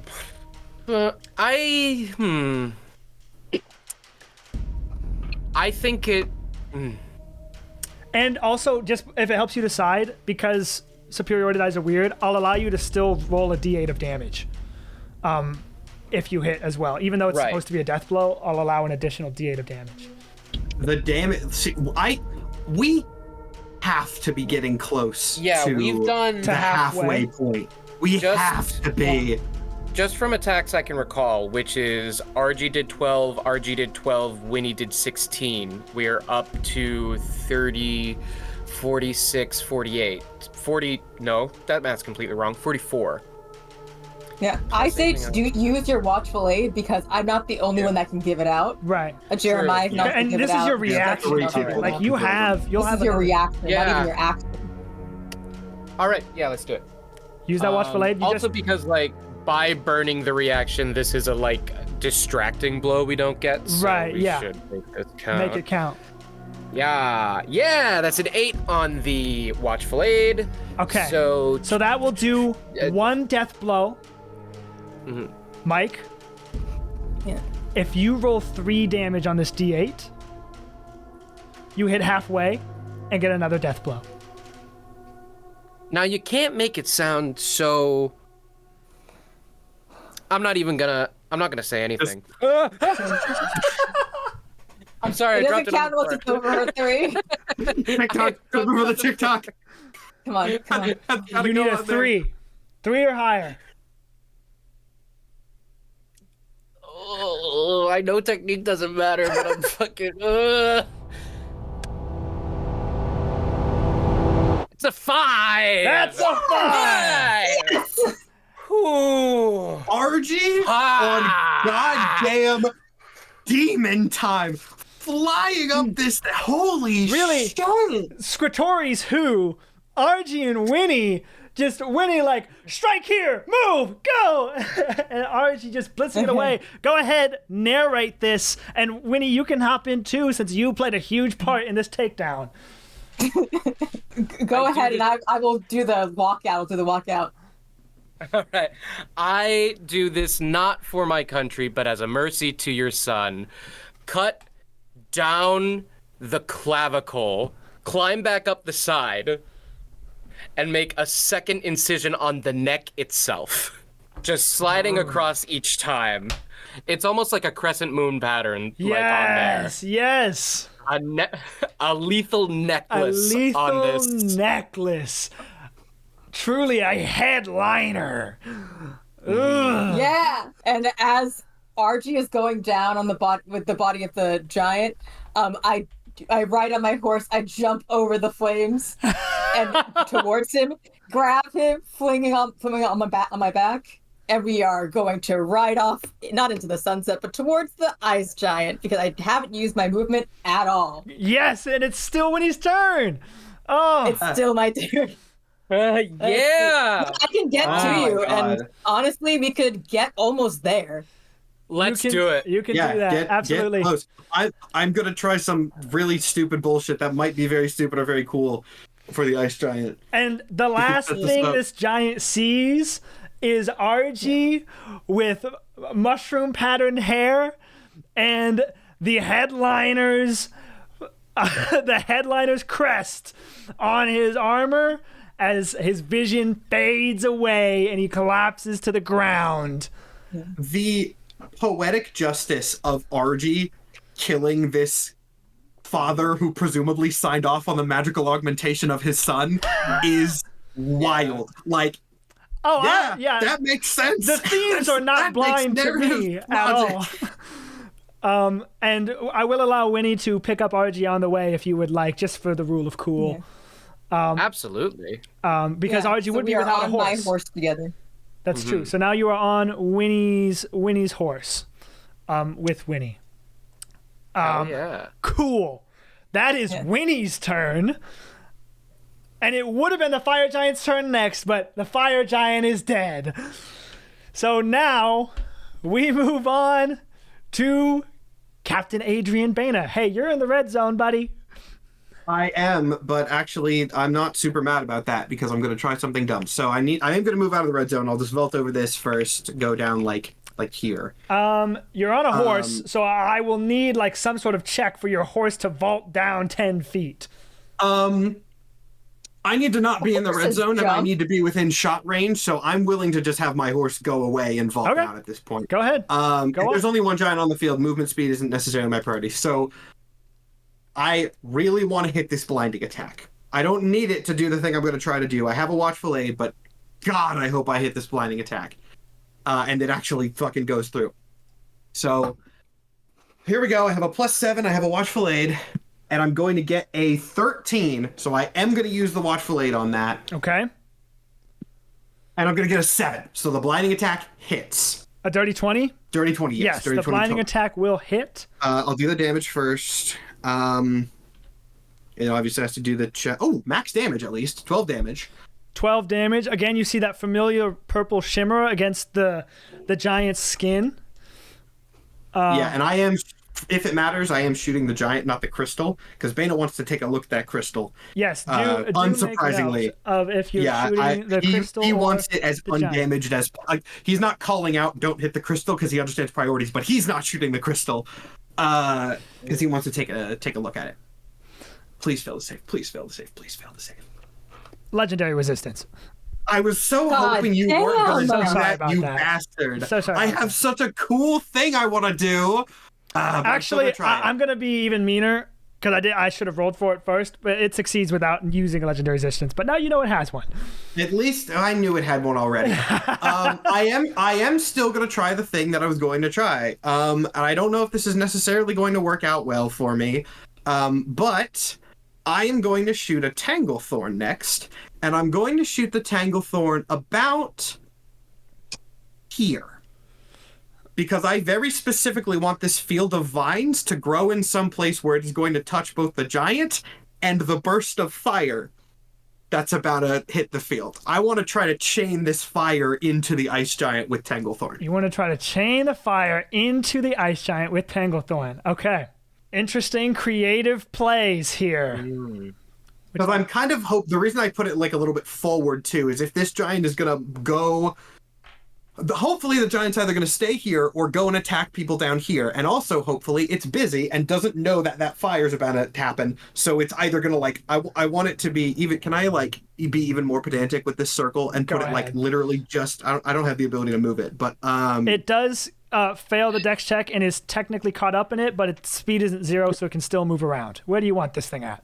I want it just barely touching that fire, because I don't think the giant's going to move back. I don't think it has much reason to, logically. The enemies are in front of it. It's either going to stay where it is or move forward. So Bane is going to do some math and just try to optimize the odds of it staying in that circle. Got it. So it does fail that check. Is that your whole turn? I did hit the blinding. I didn't know. Don't forget to mark those off, even though they miss. Yeah. Hit the Tanglethorn. I can send Anthus somewhere. I don't think I could reasonably send Anthus up to the table. I don't think that's gonna happen. But I will, just to get it to the closest person who is in maybe the most danger who I can actually reach. I'll send Anthus over to Ari.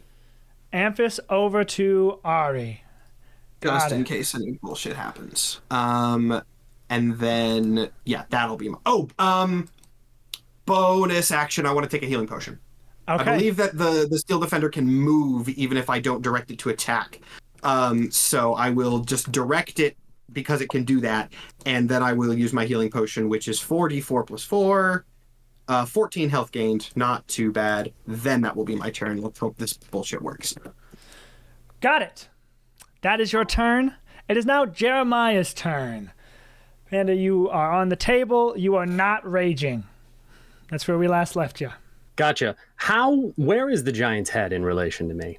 Probably like 15 feet above you. Like you're kind of up 10 feet, and it's like up a little bit more because it's, standing. I thought I was up 15 feet. The table's 15 feet 15 tall. feet, then it's 10 feet above you. 10 feet above me.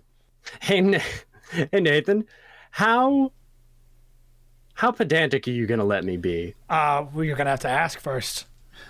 So you see, death blows are made at the neck level, and my weapon has a 10-foot reach. We have a ruling for this kind of...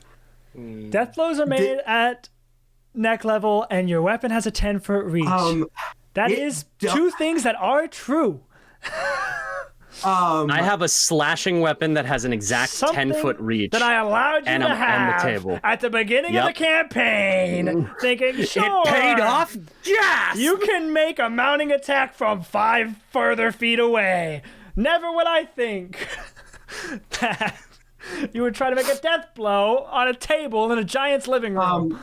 It does say in the book, if a non-climber player somehow finds themselves in the top climbing zone of a creature on their turn, they can attempt to perform a death blow with disadvantage. It says that in the book that we've written. Then again, that is true.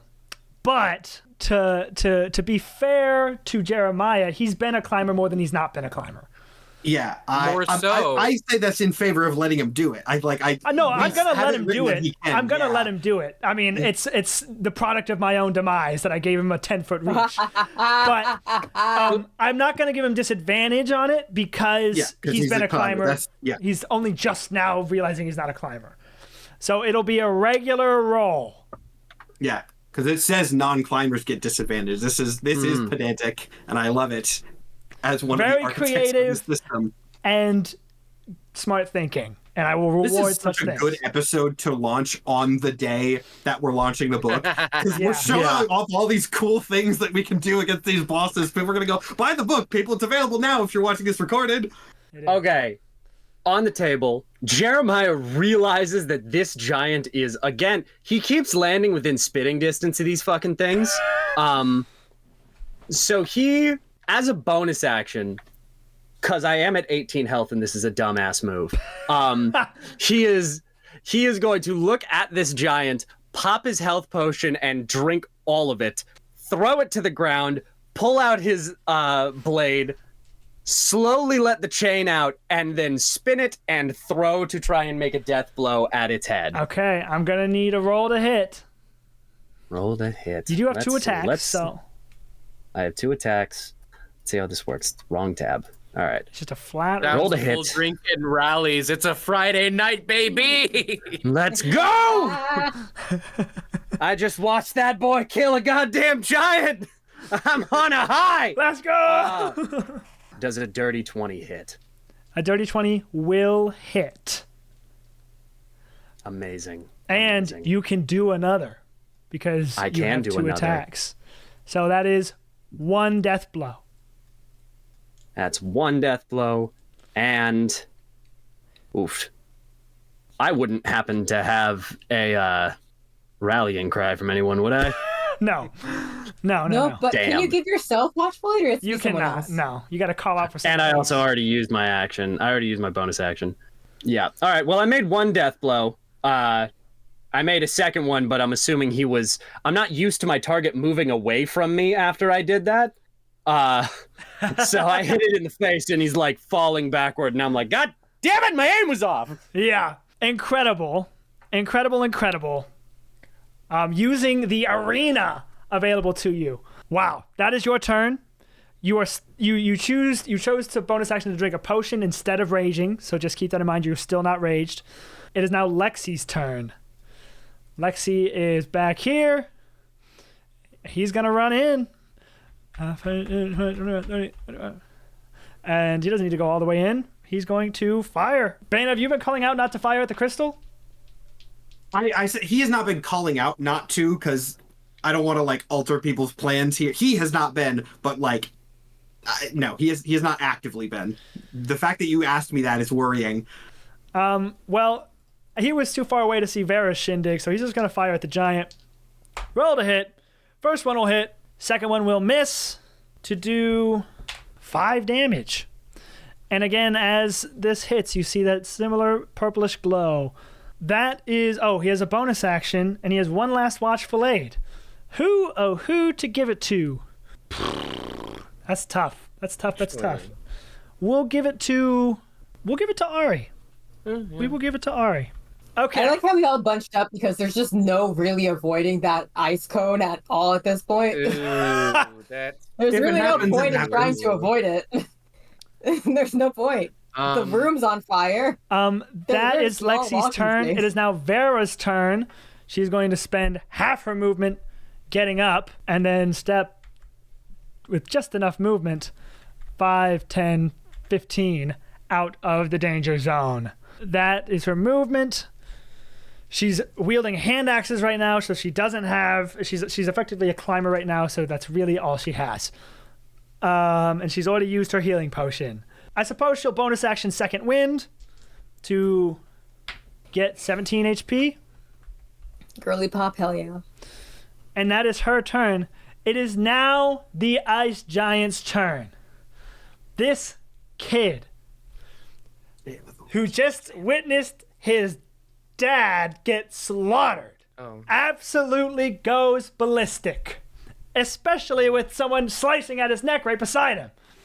He starts screaming, "You fucking parasite scum, I'll kill all of you!" And he will certainly try. For starters, Jeremiah. He's gonna try to grab you. Of course he's gonna try and fucking grab me. And you have to beat a nat 20. Of course he does. My You have to beat a camera has 25. frozen. Okay. Score! Awesome. My This is a camera dex save? froze for a second, and I come back to hear Nathan just go with no context, beat a 25. What? Those 3 seconds seemed... What? This is an opposed check, like a climbing maneuver. So it's acrobatics or athletics against this. Now, you are disabled. If you want to not have advantage, like you know... Oh, no, you're not raging, so you don't get advantage. Get advantage anyway. Just a regular Okay. roll. 25. Fucking god. I have to roll an 18. Correct. Come on. Come on. What an insane time for a nat 20. Wow. Son of a whore, that's a 2! Oh. Is that what I missed? My camera actually froze for the nat 20 part. Oh, God. Oh, no. That is a 2. Guys, it's been fun. Hey Nathan, right just before I die, how much did I get healed from the health potion? It would be 4d4 plus 4. 44 plus 4. Okay, hold on. Let me roll that real quick, just so I can make sure. Yeah, let's see. All right, 1.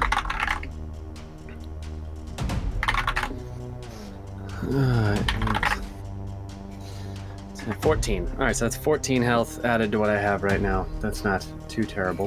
What's your health at? After the health potion, 32. 32. So Okay. This could be better. This could be very much better. it's because it's about to get bad. This giant, in a fit of absolute rage, who acts last in this round, is going to throw you into the red zone. Oh. Fuck you! Sense. Fuck you! Bad. That's no good. I said I guys, wasn't it's gonna been play fun. favorites. And the dice rolled a nat 20. It makes You sense. will lore-wise, take- too, 'cause it's a flaming bookshelf. That actually makes sense. Oh. You will take. Even if he doesn't know. You take. Oh boy, 10. You take already a 21 third. bludgeoning damage, not halved because you're not raging. Oh my god. That would be that's not good. That's not good. That's very not good. That is his first attack. The giant is now going to move.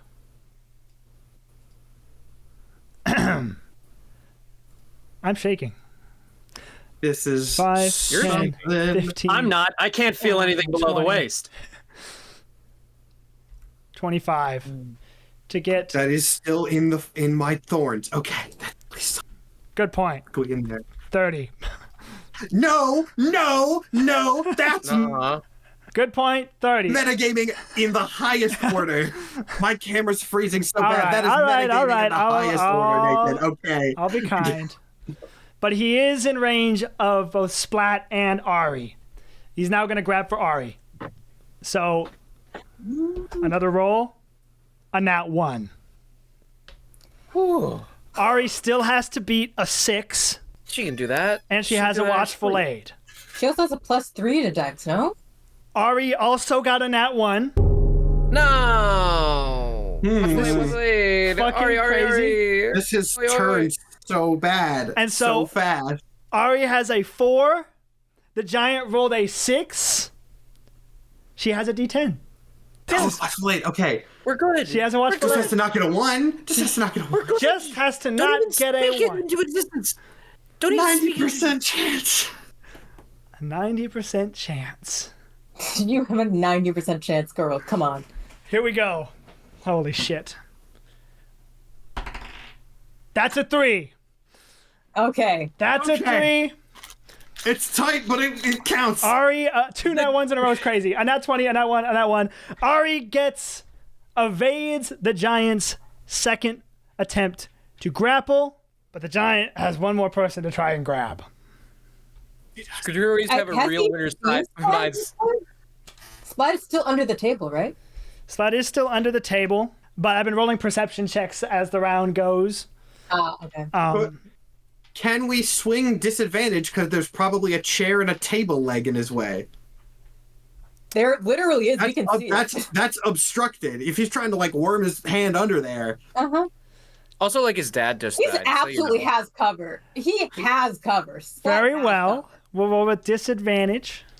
Have you ever dropped your die under a table, Nathan, and tried to scrabble for it? You can't just. Splat has to beat a 9. You can do that. Now, Doable. Splat only has a +3 to acrobatics. Gotta get a. Okay, so that's a That's a 75% lot, chance. That's a actually. 75% chance. Yeah. Gotta here just we get go. a 6. Just got to get a 6. That is a 4. Damn. We were so close. That is a 4. Actually, wait. Oh, hold on. I'm within 30 feet. I'm gonna flash of genius +3. I can flash of genius +3 to ability checks if he's within 30 feet. You can as a reaction? I believe it's just when they make a roll. Let me read the exact thing. I know I have one left. I have two left.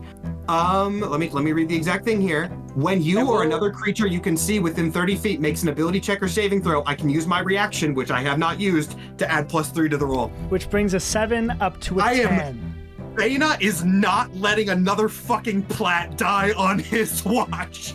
No. Which allows... What do you shout to Splat as you see this giant going for him?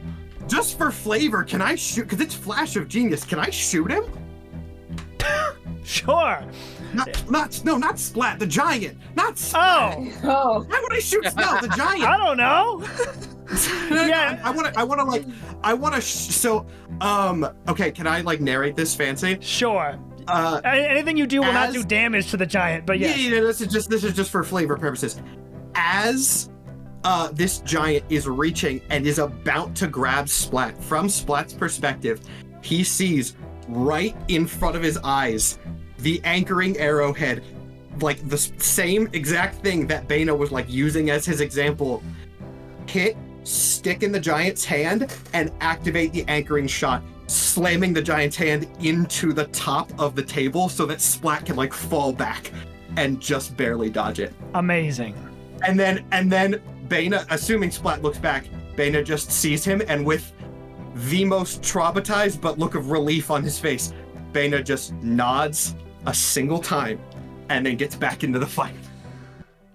That is this giant's whole turn, as the fiery bookshelves around us collapse onto the ground and on top of Jeremiah. I do want to bring this up because I'm sure people will wonder my logic and reasoning on this. Jeremiah once set off a nuke. The damage I rolled for that nuke was, I believe, 6d10. My logic behind that was, 1, wasn't expecting a nuke to go off. But 2, it was also like 1 instance of damage as they were falling into water. 6d10. Cool. Lost a limb. Not cool. For this is multiple instances of damage happening in one moment. It's a flaming bookshelf falling over onto you. Imagine, I don't know, 27 Toyota RAV4s falling on your head, and they're on fire. And so this is going to be more damage than the nuke, which is maybe shocking, but the nuke was Hey, really remember just a when I joke. lost a leg at like half health? Jeremiah? 11! I am at No, he's at 11 11. health, Bana. Yes. Wait, so then... I already looked at his HP max. Oh. If he takes 70 damage here, he dies instantly. So, Panda, Jeremiah, here's the deal. I am going to be rolling first 6d10 bludgeoning. Then I am going to be rolling 6d10 fire. That's so much. God. That is so much. That's so much. The average of those rolls combined will be 60, but, we'll just have to see. So here's the first d10. Here we go. And 70 is the threshold. 70 is I was the gonna say threshold. target. That's not the word. 70 is the target. First d10 rolls. Here we go. Starting off. 10. Bad. Bad. The first one was 10? Here we go. 18. Jeremiah's down. Oh, So we started off with a 10 and an 8. Fuck, we're 2 dice in. Fuck. I am not doing so hot, guy. Well, I'm doing too hot. I'm doing Too hot. I'm doing exceptionally too hot right now. And there's no resistances on this. 'Cause he's right not now. raging. Okay. Nope. 22. That was okay. That 4 is better. Can work with that. 28. 34. 37. These have been below average skewed for the most part. For the most part. 37 damage. That is over half total from those first 6. Yeah, so but this next roll, if this next roll is 33, Jeremiah instantly dies. Jeremiah, as these flaming books are crashing around you, deafeningly loud. What's going through your mind right now? Ow. And we'll roll that damage. Here we go. All right. Sorry. And Oh, the fire God, damage. goodness. All right. And here come, fuck. whoa, max 60. God damn, this is a D20. Okay. That was one of my favorite things you've ever said on this show. It just teed you up for such a character moment. You're like, ow. my last thought was, did that just happen?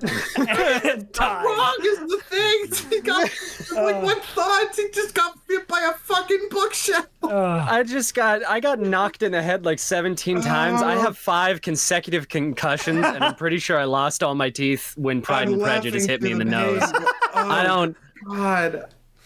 I don't know if there's any thought going through. I'm pretty sure if you cued into his head right now, it would just be and just on repeat at full volume. Oh God. Also, these aren't normal-sized books. These are giant. These are. books. I wasn't kidding when I books. said They're Toyota probably the size of RAV4s. my torso. Yeah, like Toyota's hitting me consecutively. I took 33 damage. My health is 58. You took 37 damage. If he Yeah. survives, there's no way this doesn't lead to a permanent injury again, which means that Tales from Cazilor just ends up being Jeremiah gets slowly By the end of this disassembled. campaign, he's Can gonna you be- imagine? By the end of this, I'm just Stephen Hawking rolling around, just like roll for initiative. Like I'm just every We're stalling. Yeah. We have We're to. stalling. We can't live in this Okay. moment forever. Yeah. character moment. Going through his head right now. It's really hard to say because he did just come off of a major panic attack after not being able to be himself. Do you think? Because this is something that happens to me. Do you think, in the face of death, he experienced more fear or sudden calm? I don't think he's scared. I think he's thinking of Sanctuary. I think he knows that he is, if not their strongest fighter, one of their strongest fighters and their strongest proponent. Yeah. But he also knows that if he dies now, they're safe. The Masmus can't get to them because they don't know where they are. He's their only link, and he knows that's why they're keeping him alive. And he knows that if he dies like this, if he dies after having martyred himself and after having lost a limb and continued fighting, because of the celebrity that they accidentally made him, he knows that things might get better. The only thing that he is scared about is that this means he can't do anything more. He is terrified of the idea that his last moments will be of failure, and that at the end of the day, he will be remembered as a splash in the pan who didn't actually contribute to anything, instead of being what he wanted to be, which was a helper. He wanted to help people, and his death ultimately in this battle means nothing. And that's it's frustration and worry for the people that he cares about. But there is no thoughts of what is happening to him right now. And the books continue to fall. And they get hot and hot and hot. As you now take 60-10 fire damage. If we cross 33 damage, you instantly die. Yep. Here we go. Here we go! How have I done this twice already? Okay. That's not a good face. I don't like that. I can't count that fast, so we're going to learn this together. 10. I don't like it. Fuck! Oh god, I'm sorry. Okay, continue. 19.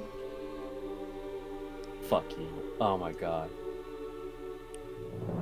I thought that was a 6. 28. Oh, I'm dead. I'm dead. That's 3! That's all 3 of these would have to be 1s! 34, 40, Oh my god. 44 fire damage for a total of, I believe, 81 damage in one fell swoop. Panda. Yeah. Do you want to strike a deal? Oh Lord. What are we working with here? I will allow you to survive this initial Okay. attack or accident. All right. You get 3 more rounds. But at the end of those 3 rounds, you die. No matter what. You will still be trapped under the rubble. But you will be alive. All right. If we're going out in a blaze of glory, I don't give a shit how bad I look. This is the death of my fucking character. We got to work with this somehow. The indomitable human spirit of Jeremiah perseveres in this moment where damage means nothing to you for these next 3 rounds. Got it. You are pinned under many books. But it is not your turn. Nope. And everyone thinks I'm dead as well on top of this. We now enter round 4. And unfortunately for everyone, I will have to have another lair action because things are about to get a little bit more cramped in here. As the fiery roof. Fun fact, marble can only withstand temperatures so high. I used to know the exact stacks. I looked it up for this. Point is, it can get hot enough for the marble to crack and break away. As the roof will begin to collapse. Anybody left in this zone? Anybody left in this zone? By the end of the next round, well, you don't want to be there. Starting with our RG. Trust me, you don't. Okay, I'm gonna bring this up now that the moment's passed. I understand if it didn't, because it's right on the edge. Did my fire spreading trick work? Because there were plants in that area that were probably somewhat flammable. Sure. But that's also going to make more. This will become this circle you've planted. Let me get rid of Jeremiah's image here. It was a better idea when there wasn't circle you've 2 planted more zones will of now become danger. a circle of fire, and the giant will take nowhere near as much fire damage. Will take 2d10 fire damage. Okay, I'll take that at least. 15 fire damage. Okay, you know what? That could be so much worse. Worth a shot. Worth a shot. It is RG's turn. He is on Winnie's horse, though, so I will allow you to... Winnie, I'll allow you to use your movement on RG's turn. We also need to consider something very important, which is that if the roof... You're still muted, Moa. Yeah, if Moa. the roof is collapsing all around, the center's probably also going to do that. Yes, we need to get out of Yeah, this you need to room. go the other direction. So I will say, now that the bookshelves have fallen, and this will be the same case for the other parts that fall, as once they do fall, you can still traverse through them, but for each round you spend in them, you'll take a little bit of fire damage, and it's difficult terrain. But the entrance is now open and not on fire. This is true. Yeah, the exit is both the exits to this room are. Okay. Only one leads to other rooms or interior of the houses. The other windows are not actually even balconies. It's just like an opening. Right. The ones up here lead to the rooftop garden. Yeah. Which is not where we want to go. Okay. This is fine. Guys, this is fine. RG doesn't want to kill this giant. This is a 15-year-old kid. This is a, just stop him kind of situation. If the building collapses on him, okay. So we got to get Jeremiah. And we can do that because I have cunning action, so we can dash. I and depending on how we want to like litigate this horse's movement, considering that 2 players are on it. Yeah. Is that a shared movement? Or I wonder. what do we- Let's look up if anybody's ruled this before, because lives are hanging in the balance here in a way. So let's make sure we do it right. Because horse's movement is 60 feet. 60 feet. 60 feet. So, Yeah. mounts and So- vehicles from the player's handbook. Number 1, control of the mount. By default, a mount can only be controlled by one creature at a time, the creature controlling the mount. Riding rules for mounted combat may also apply with multiple characters riding the same mount.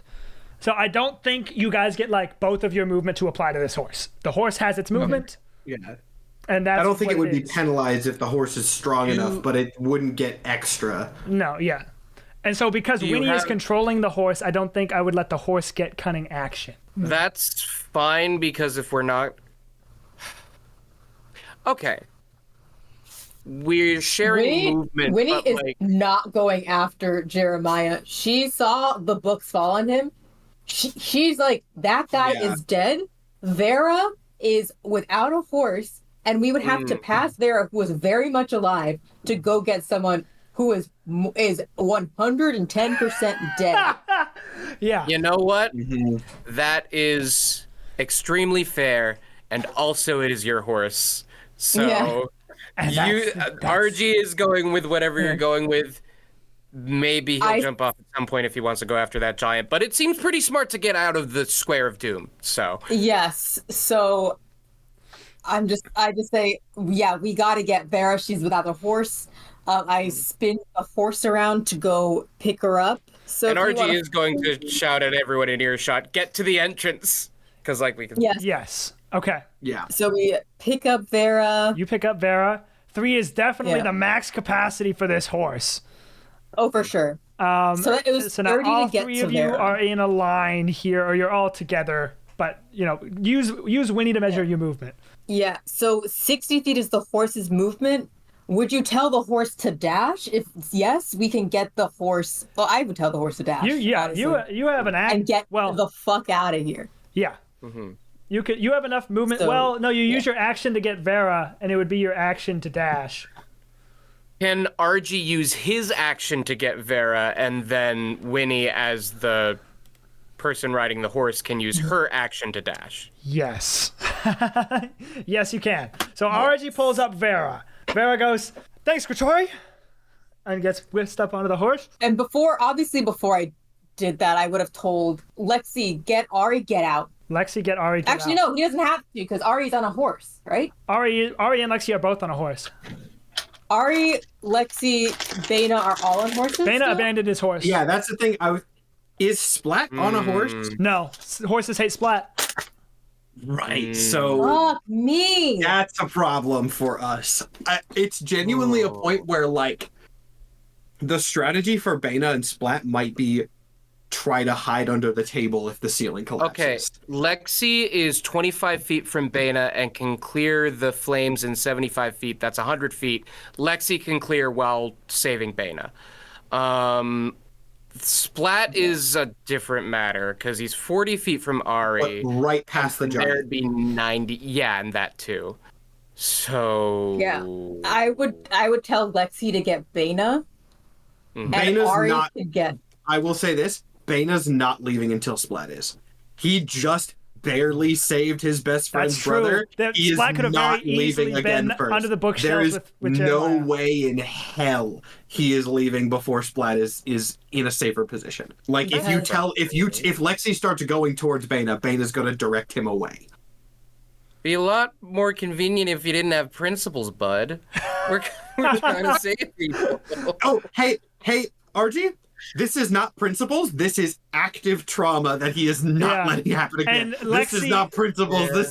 This is core. Lexi, I don't think is the type of guy where if Captain tells him to stop, that he's gonna fight it and be like, "No," and like do a grapple check. and I don't come think with he's gonna do anything So- fancy there. There is an idea, and it's an idea that's cinematic, but dumb, and very janky with mechanics. However, Bana invented the anchoring arrows.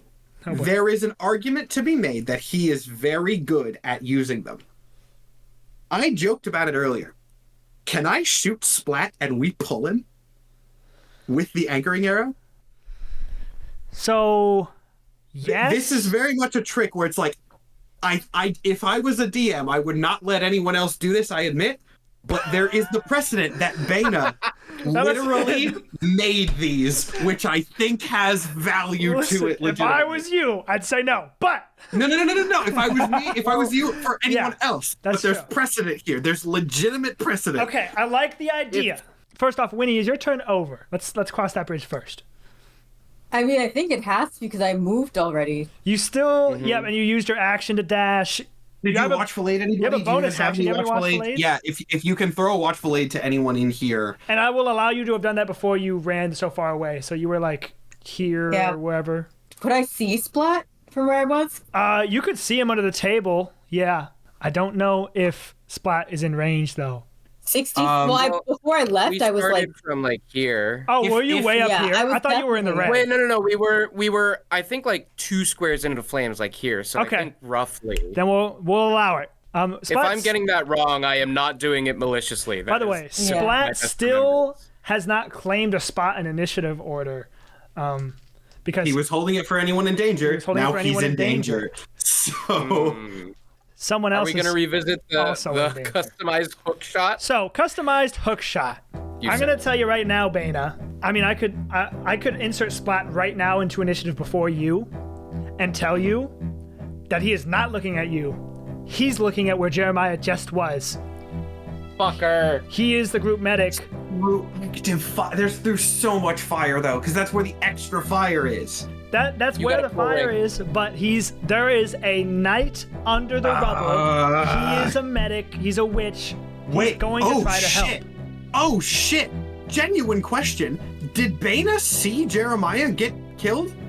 The giant is directly between their line of sight. You would have seen him get thrown to that location beforehand, back when the giant was like over here. Yeah, but I probably didn't see the outcome of that. I think, I could intuit. You could intuit that Jeremiah was there, and then every book in the world fell on top of where he just was. So whatever you want to do with that, you can do with that. But it's not that far of a logical jump. It's not that far of a logical jump. Hey Matt, what would you do if you saw a building fall on someone? No, that's would fair. You be like, they're fine. I'm looking at the map, and the thought occurred to me. But Splat is absolutely looking at the threat of Jeremiah, especially going through Splat's mind, flashback, a conversation with Jeremiah. Yeah, dude, no problem. Everyone's gonna stay alive under my watch. Flashback in. Oh, shit. This is kind of a shitty question, but like, is Splat going? Because if he's inserting himself in initiative order and going, that happens before I get to make a decision. Yes, he is. Okay. Monk, step of the wind. 5, 10, 15, 20, 25, 30, 35, 40, 45, 50, 55. He climbs up that with ease. He is almost as fast as a horse. Now his movement. This is now difficult terrain. So 10, 20, 30, 40. He is crawling over the rubble. Jeremiah, you are conscious in this moment. Are you calling out? Are you speaking? Are you doing anything to give a sign of where you are? You're alive. Yeah. I had a whole plan on how to get out of here, and this throws a whole ass wrench in it. You had a plan? I had a plan. You're a fucking piece of jerky, dude. You had a plan? Listen, he gave me 3 turns and told me damage doesn't matter. I had a plan. It was 100% a everything else would kill, but it was a plan. Now there is someone else who could possibly die. Yeah, I'm not calling for him to get to me. I'm actively yelling, get the hell out of here. He yells back at you, we gotta get you out of here, Jeremiah! You're cooking in there! Do I know I'm dead? No. You're like, holy shit, I lived? No. How am I alive? Is there any obvious signs that this is, like, supernatural in nature? Is there any, like, am I burned to a crisp? Is there any visible signs that I am a fucking corpse right now? Or... What percentage of Anakin Skywalker? Yeah.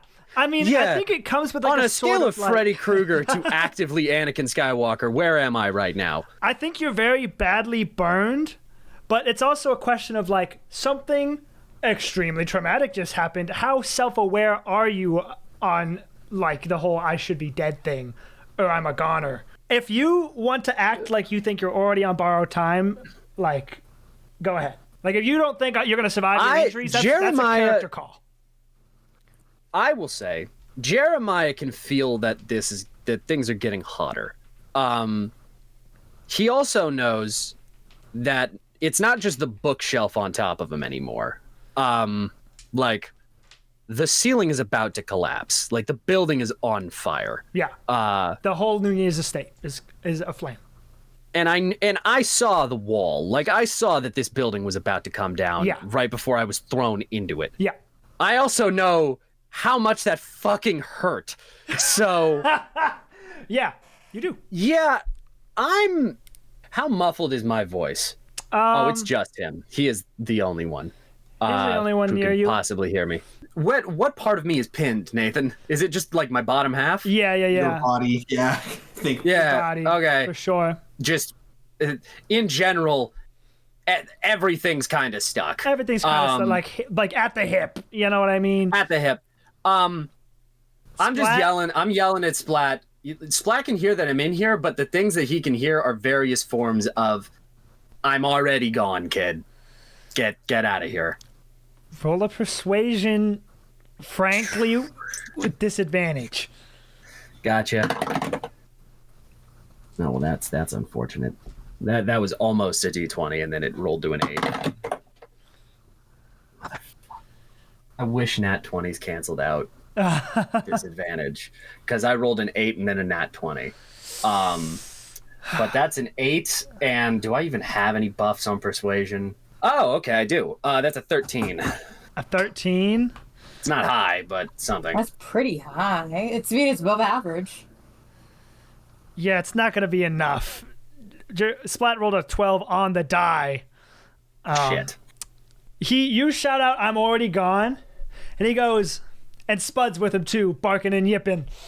And he's like trying to lift up one of these books. He's going to use his action to do that. He needed a nat 20 and he didn't get it. And he goes, "Fuck that shit, man. I told you. No one's dying under my watch. We're getting you out of there. Can you move?" Is there a roll to attempt to move? Give me a strength check. Oh, fuck you, die. That's a nat 20. Nat 20. Yeah. Yeah, you can move. Yeah, you can do like, you describe it. You're not going to be able to get all the way out yet. Actually, it's a nat 20. You can get all the way out enough to where somebody can help you pull you out the rest of the way. So Okay. You describe that to me. How does that look? How fucked do I want to make this? Hey, man. Now you put the ball in my court. I know that one of my legs is already gone. One of your legs is already gone. But you're also fucking invincible right now, man. I am invincible and on fire. So You can do anything, Jeremiah. yeah, you know what? He's like, "Can you move?" And he kind of just feels like a slight rustle, and right around where his face is, a on fire hand comes out of in between the books. Oh, shit! And starts like clawing to the side to try and pull himself out of the books. This entire rubble shambled of books begins to shift and move as Jeremiah somehow pushes himself out, skin charred. And Splat is like, "Oh, fuck, come on, man, yes! And he starts pulling on you, but that's gonna have to happen next turn. It is now Bane's turn. Great, and I have fuck all. I want you idea to know of that the what do DC here. to move was 25. Wow. Holy shit. Okay. Indomitable So- human spirit. Let's go. If you don't want to tell me this, that's fine. but like, Oh, and sorry, Splat's how- going to take 2d10 fire damage, but for being in there. how long are Splat and Jeremiah gonna get another turn before this shit collapses on them? This area. Sorry, so I should make this clear. That's not the collapsing That's area. not the collapsing right. area. The new reds Oh. are the collapsing area. This has already collapsed. Okay, wait, important question. I didn't see you like draw this. The sides are burning. Is the whole entrance about to collapse? Or are there's overlap between the two zones? You see what I'm asking? Like, is that whole center gonna collapse? Or are the sides that have already burned done? Let me show you. Let me move this bad boy around. Okay, so the sides are clear. Well, Yeah. fire, but they're not actively collapsing. For now. That's actually a much better situation than I thought it was, which is not a particularly good situation, but it's something. Ari's on a horse. She can get out. Yeah. Lexi's on a horse. She can get out. Everyone else is already out. Lexi is looking at Argy and Winnie tell him to go and get you, and now it is your turn, and he's looking at you. Okay. First thing I'm going to do, just because I don't think it's helping at this point, I'm going to get rid of the stupid Tanglethorn thing. That was a cool idea, and now it's just extra fire. I can dismiss that, so that's good. I'm trying to click it, but Roll20's being stupid. There we go. Shit, I don't fucking know. I think I've just been like working through this mathematically. We can't get everyone out of the fire on this turn. Lexi can definitely get you. Ari can definitely get you. Neither of them can get Splat or Jeremiah on this turn. That's an 80-foot clearance, and they're both at least 50 I've been feet looking away. at this too. You ain't got to worry about me. Well, yeah, as much as I hate we to say can't get this, it's Splat Splat. either. It's You can Splat. -2 out of that. It's just the fire is the least dangerous area to be, other than completely out of the clear. Yeah, I wish I knew. Okay, this is a question that is, again, maybe not something that I would have time to analyze, and if that's the case, then fine. Does it look like this center area is also going to collapse relatively soon from the way shit is crumbling? Yeah, eventually. I figured as much. Okay.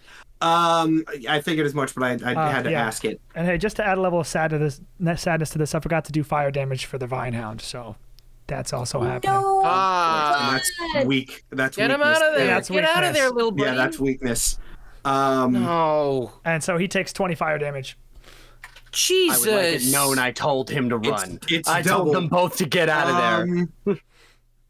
Okay. It's his fucking dog's duty, man. First thing I'm gonna do. 1, 2, 3, 4, 5, 6. There's no reason why I shouldn't sort of close the distance here at the very least, right? Because I can close the distance to Splat and the exit at the same time. For sure. That's good. That's progress. The question then becomes, what the fuck? I know this is tough, but we're going to need some decisions here, gang. If I was in your shoes, I would go for Lexi's horse and get the fuck out of there. I want to give you all the time in the world to think, but No, I know. we got just bedtimes. Character choice here. He's not going to. Let me see what my distance is here. Shit. I only have 30 feet. I don't have 60. Shit.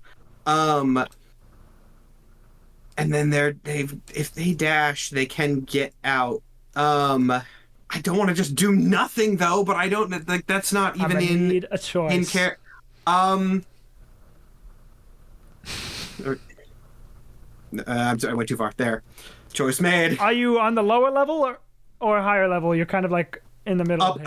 I'm trying to stay out of the thing upper level because I want to be on the same level as Splat. Okay. There you go. That's your turn? Are you going to attack the giant at all? That was your movement. Oh shit, I guess there is no reason I shouldn't. I'll use my last blinding attack. I believe I have one more. I will hit that. Dirty 20. Dirty 20 will hit. It's going to make a con save. Fails. 8 damage. 8 damage and blind. That's good. 8 damage. You get that same ripple effect on the ice of its face. And the Tanglethorns went away, but the blinding came in, so it's still at 2. Okay, I'm going to do something that may do nothing, but I still want to do something. We've kind of established that these things do... Can I fire an anchoring arrow, just a basic anchoring arrow, like here? with just hopes that since I have near unlimited of them, I can at least make a vine that like Splat and or Jeremiah could like use as a guide to pull themselves out across like the worst terrain easier. If that's a no, that's fine. Yeah, I'm just trying to I don't think so. Okay. Then in that case, I'm going to fire another anchoring at the giant as I go, which does again hit for only 5 damage. 5 damage and an anchor point? Yeah. Do you fire at the crystal or at the giant? Giant. He's not shooting at the crystal. Okay. That's turn. All right, that's his turn. It is now. Oh, he's not here. We'll keep trucking along. We'll come back. It's Lexi's turn. Lexi. I for what it's worth, I didn't actively say this because it was. Bana tells him to leave as he's going. Okay, you order Lexi to leave. Oh yeah. Well, I'm gonna. If Ari has a horse. Ari has a horse. Ari right? has a horse. She does. Then yes. Okay.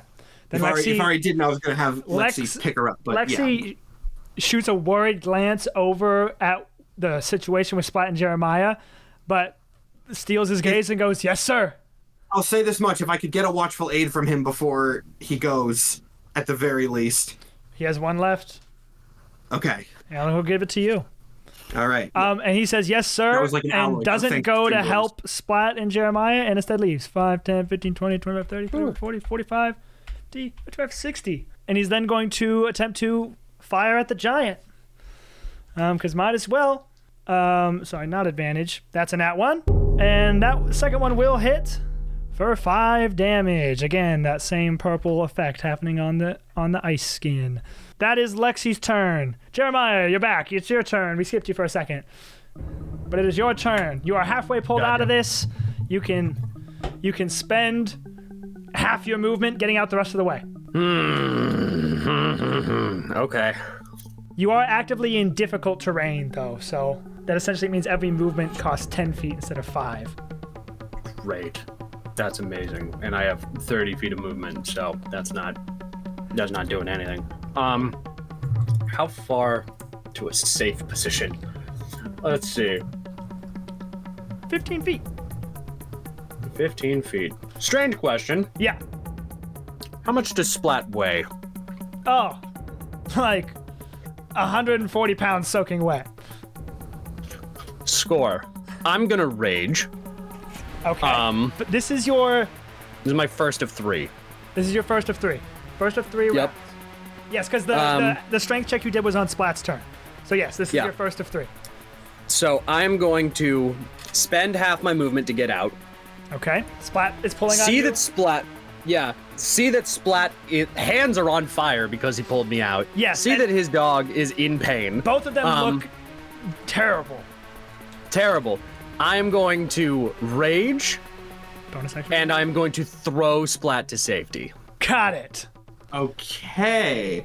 Yeah, I'll just allow that. You are the Terminator right now.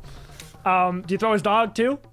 Yeah, that was Cool. if you weren't gonna let that be my second action, that was gonna be my second action, is grabbing the dog and throwing it as well. This is Blaze of Glory. Go for it, Got man. it. So you throw him over the ledge. You throw the dog over the ledge. Yep, I throw them both over. I am going to lock in on Ice Boy right here, and I don't really have any movement, so I'm just gonna bink and That's it. take one singular step forward. On Just fire. grab and throw Splat, grab and throw the dog, Splat's and like, then lock "Wow!" into this thing and just step one step towards the giant, actively on fire and obviously not fucking there. The giant looks back at you like, what the fuck? I thought he was dead. And that is your turn. Just for flavor, Yeah. he ends as soon as that giant locks eyes with him. Jeremiah is letting out a guttural scream that sounds like a dying man. Just realized the giant's got shit in his eyes, so he sees this blurry, flaming figure just emerging from the rubble like a goddamn demon. throwing people left and right, by the way. He Yeah. emerges from the rubble, throws a couple of dudes out of the way, looks him dead in the eyes, and then is going to yell at him like a caged animal. The fuck is that? What are you? Can I roll intimidation? Sure.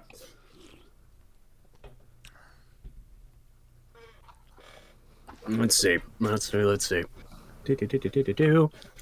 What is my intimidation? Okay.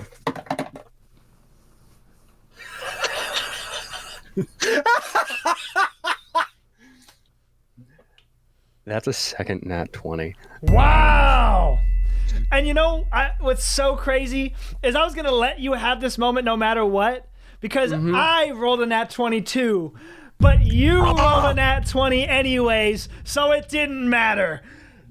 This giant is terrified. Wow, wow, That wow. makes it so much better too, because I imagine that there's a half second where that giant thinks he's hot shit. He's like, this isn't gonna fucking scare me. I got this. I have this magic crystal.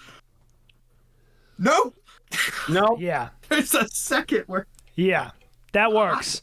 That works. The demon of the Masmus just raised from hell itself to come and kill him. Yep. It is now Vera's turn. She doesn't have much she can do. She's built for climbing right now.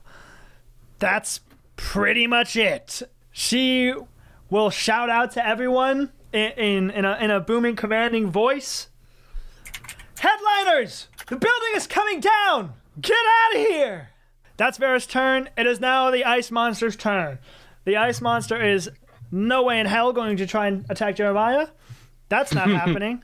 Reasonably, I did shoot it last. I don't know. You did shoot it last. Yeah. And if you hadn't killed its dad, it would have done this last turn, but it's going to have to do it now. Its ability has recharged. Good. Of course it has. It's gonna shoot an ice cone at the fire area. Is that gonna clear an escape route? It's going to shoot an ice cone majority at not the fire area yet. Oh, come on. If there's oh god, that doesn't clear it as much as I wanted. I thought we were good. I thought we were gone. Come on. So that's what we're working with. Oh, no, I don't think that you guys are in. Yes, we are. Oh, I thought you guys were just moved. There's Oh, no escaping this thing. Oh, you're all stacked up there because you're on a horse. I thought that was just Yeah. where Nathan was putting people who had left the battlefield. No, okay, no, fuck, that's where never they mind. That's not what I thought the So- situation was at all. Well, Winnie, Archie, Ari, Vera, Bana, DC 20, Constitution. It is blinded. Is that anything? okay. Yeah, I can't even see that we're Yeah, here. it is blinded. Does that affect I will lower. accuracy at all? I mean, there's no way for me to display that with a cone attack. my question. Put that cone back. My question is like, does it just like if it's possible that it could whiff me or Ari at the very least. It could whiff one of you. Yeah, I don't know. And if it misses you, it'll get. Tell you what, these will be our two options. Yeah. Either. I'd rather us get hit than Lexi, because Lexi was already hit by this. My hope, this is being very strategic, I'm at hope is full that health. it Archie's fires good. over here. If it fires over here, it's going to shoot a wave of freezing cold energy over the corridor that's on fire that we need to escape. Here's what I'll say. I'll leave it up to a die roll. If it's evens, this is the path we're taking. If it's odds, this is the path we're taking. Okay, one of these is so much actively better than the other. Okay, so let me roll. Because you're not in it. No, I want to get hit by it. It I want is the exit evens. cleared. Okay, so that's probably good. So this is gonna miss Ari Sorry. Okay. and get All right. and get you three, and it'll do a thing to the fire. I fail. I DC also 20. fail. I got a 12. When you said DC 20 con save, DC 20 con save. I have one more Flash of Genius, so I do have the watchful. Archie Eye. and Ari and Winnie all have watchful aid. I also have a Watchful Aid. Oh, I Beta have a does watchful too. aid. So You said a 13. DC 20? DC 20. Yes, I beat it. I got a 10 on the die. That's for I a 23. I am, with all of my bonuses, one short. One short. Okay, and I Damn. forgot. This actually misses Ari, is what I said, right? This misses Yeah, Mrs. Ari. Yes. So It's cool. going over. I'm rolling for Vera then, who fails, and she does not have a watchful aid. I have health. I'm not too. So worried who about failed? Who this. succeeded? My Constitution save is 2. My roll was 10. My watchful aid was 8. I pass. I rolled a 10. 7 on the die. Yes, I have you a pass. plus Meets it, beats I it. rolled a 7 on the die. I have a +6 to con, and I rolled a 10 on my watchful aid, so I passed. So you pass. So Vera fails I and also Bana did fails. math, and I failed. Yeah. So the higher I officers have fail. health, though. I have health. I'm at 37 HP. I doubt this one shots me, but we'll see. So, well, It's possible. but- 5d10 is coming your way. It's entirely possible. Cool. 8, 16. Oh, that's not a 6, that's a 9. 25. Oh, shit. 31. What's your health at? 37. This last die is a 6. For 37. There.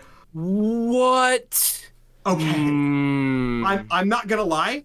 With No. Splat being up and the fire being cleared for the exit, that may have been worth it.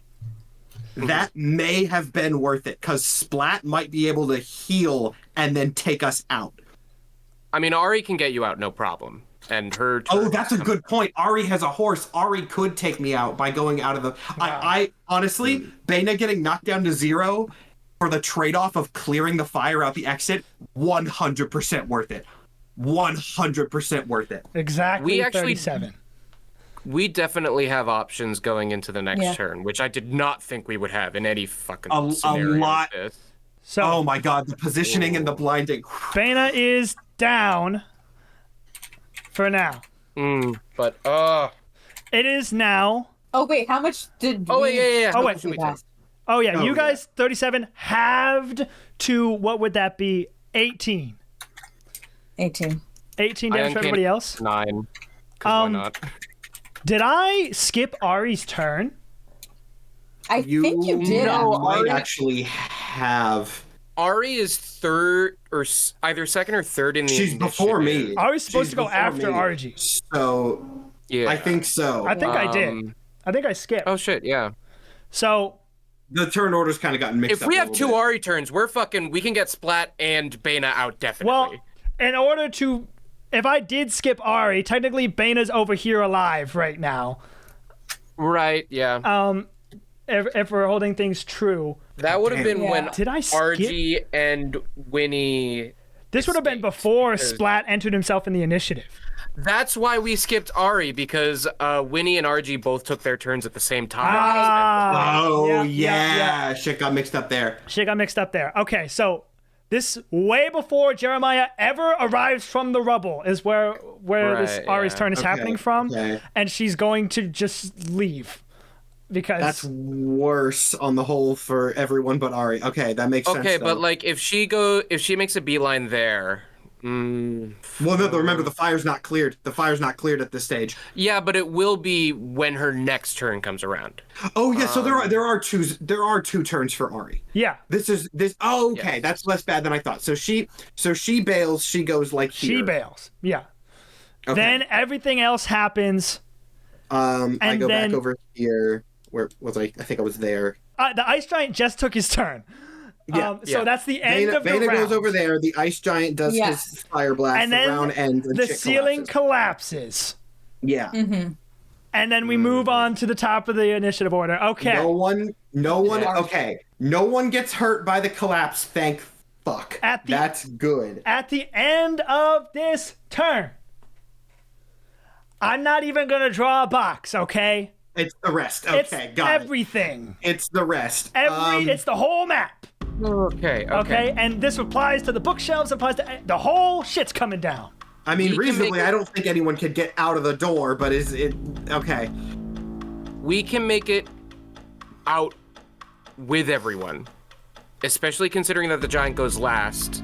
If we This- hold actions and really fuck with the turn order, That because is true. Splat can use his movement to get Bana. If he's able to cross immediately into the path where the ice shot was done, like he can grab Bana, that's 40 feet. From Bana to outside the fire is 20 feet if he can cut right that through. works. Yeah. That I mean, is- this is if we can. No, hop wait, over- 'cause it was a cone. So No, I think he that doesn't works. have a horse. He doesn't have a He horse. doesn't have so a that horse, but he would does have require a 55 dash. movement speed. Oh fuck! Right, he's a He's speed fast boy. as fuck.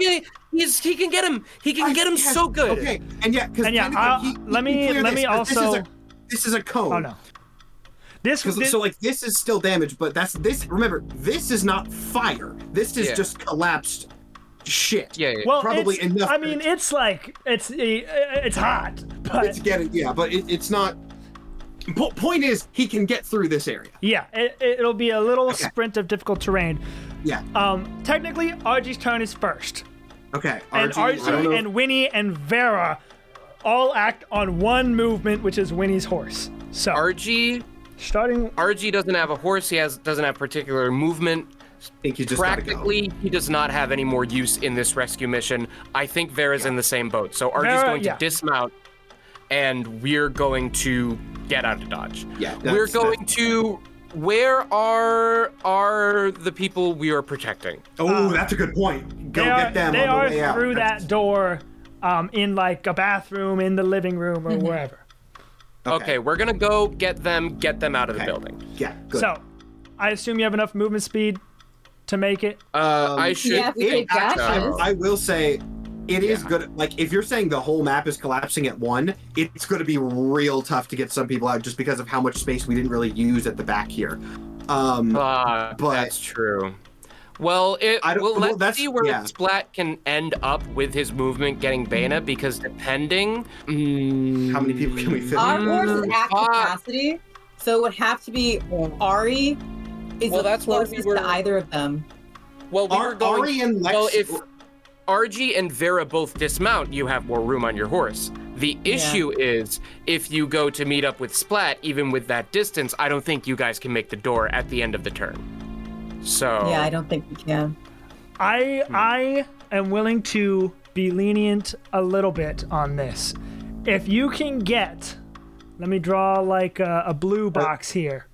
Are we gonna basically say like there's a safe zone of like if we're in this zone while actively booking it, we can run at that seems. If you are within 5 squares of the door from the wall of the fucking place, then you can make it out before shit's collapsed, because it is a very tall ceiling. Okay.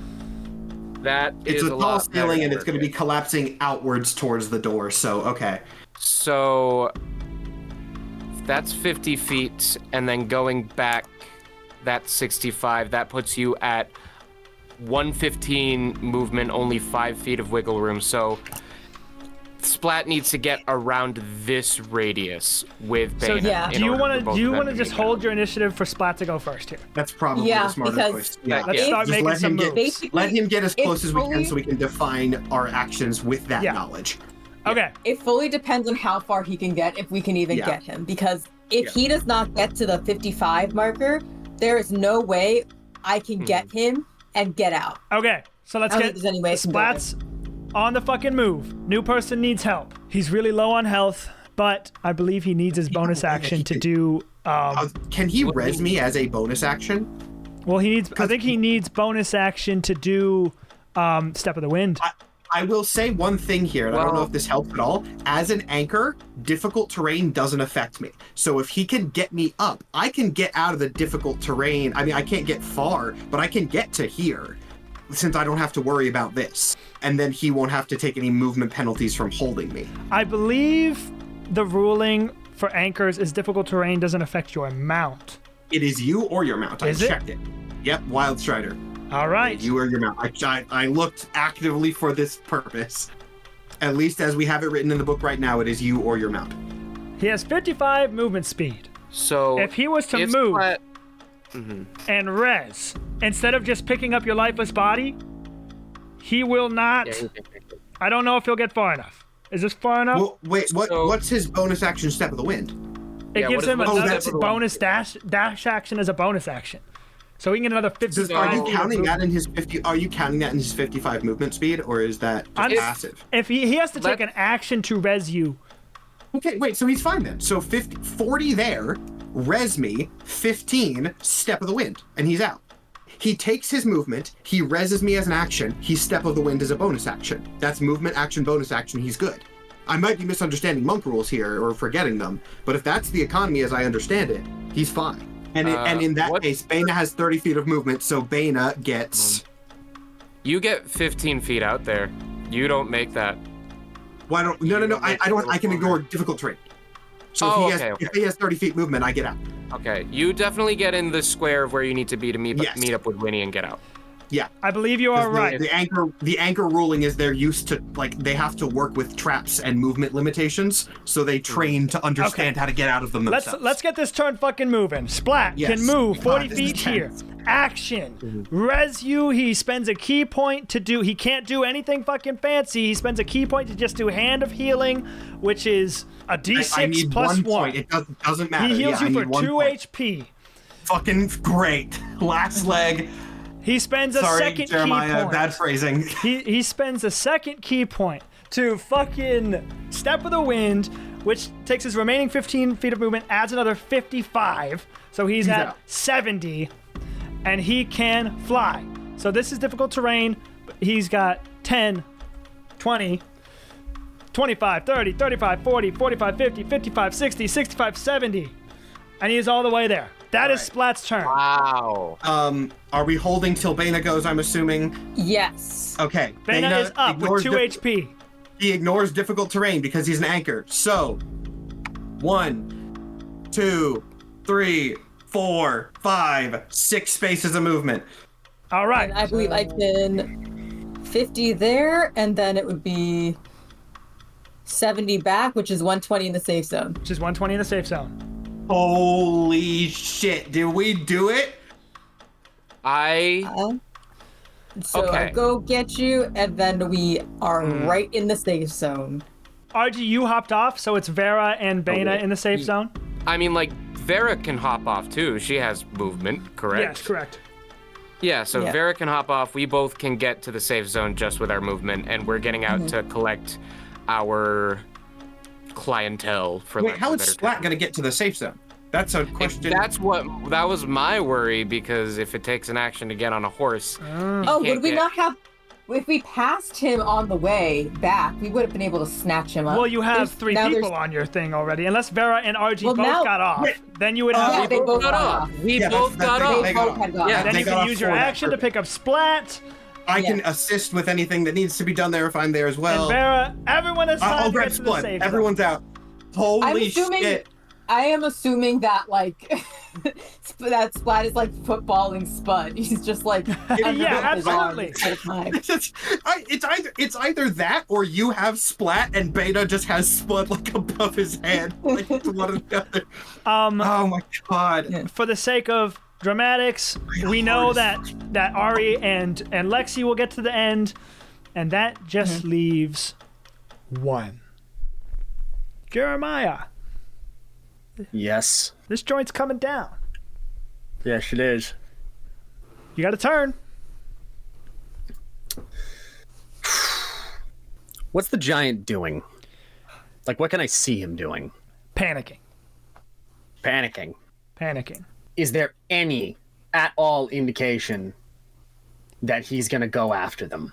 Give me an insight. Okay, it's not the worst. Not the worst. That is a 16. He's gonna try. He acts gonna after try? you, Wait, what do you mean he acts after me? like in initiative. He acts after. you. Ah, he is. I can see in his face that he is going to try He's and going go to after try. them. On his turn. Yes. Everyone's already out of the building, right? Yeah. Okay. Am I in the line of sight of anybody? Well, no one. They're not out of the building. They're all at the edge of the room, and they can all see Okay. you. And you know what, Jeremiah? Take it away. No rolls necessary for this last turn. Okay. All right. I'm not going to lie and say that he's going to give a Masmus salute, because he doesn't respect the Masmus. So he's not going to do that. Also, I'm pretty sure he can't speak because he is on fire. He's going to see that you guys are getting out. He's going to look at you guys. And the only thing he's going to attempt to say is protect sanctuary. And he's going to nod, and he's going to look back at the giant, and he's going to give another one of those guttural screams, and he is going to do everything he possibly can to make sure that thing doesn't move another step, because this building will be our graves. You run in. You tell me what this scene looks like as over the next few seconds, rubble and marble falls from the ceiling till it eventually collapses over everything. What do the headliners see? Jeremiah's using the fact that all of his weapons are now superheated to cut chunks of this giant off of it. You've seen how he normally fights with his weapon, but this thing is made of ice. It's not normal. It's not made of flesh the way that his normal enemies are. Imagine somebody with a sword that is 1,000 degrees cutting through an ice sculpture in the ways that a fucked up 3-year-old would eat a gummy bear. Like, when he's trying to cut off its foot to make sure it can't walk, he is sliding under its feet, wrapping his chain around its foot, and then pulling to melt through the leg and have it drop to the ground. He is using the fact that he can swing his axe to chop the thing's arm off as it tries to brace for its fall. He knows how Atraria will see him for the rest of time. They don't know who he is. They weren't able to talk to him. To everyone other than the people running away right now, he is Giant's Bane. He is the kidnapper and murderer of children. He is the slaughterer of friendly forces. No one will ever remember him as anything other than the demon of the Masmus. And he is making sure that the last thing that you see is what everyone else will remember him by. He's giving you a story to tell them so that they never think about anything else he did and never go looking for it. He is making an example of this corpse as it desperately tries to escape. And also, I would like to mention, when it spoke and like revealed how old it was, Jeremiah was in a frenzy and in a rage and could not hear it. He doesn't know this is a child. He doesn't know this is a 14-year-old. He's not killing it gracefully. And at this point, I don't think his ears work. And the headliners watch as the demon of the Masmus. You saw it once in training before, of how he earned the name Giant's Bane. As the ceiling collapses over top of both of them, and the giant screams in fear. And that is where we will end this episode of Tales from Cazilor, the Golden Era. Thank you so much for watching.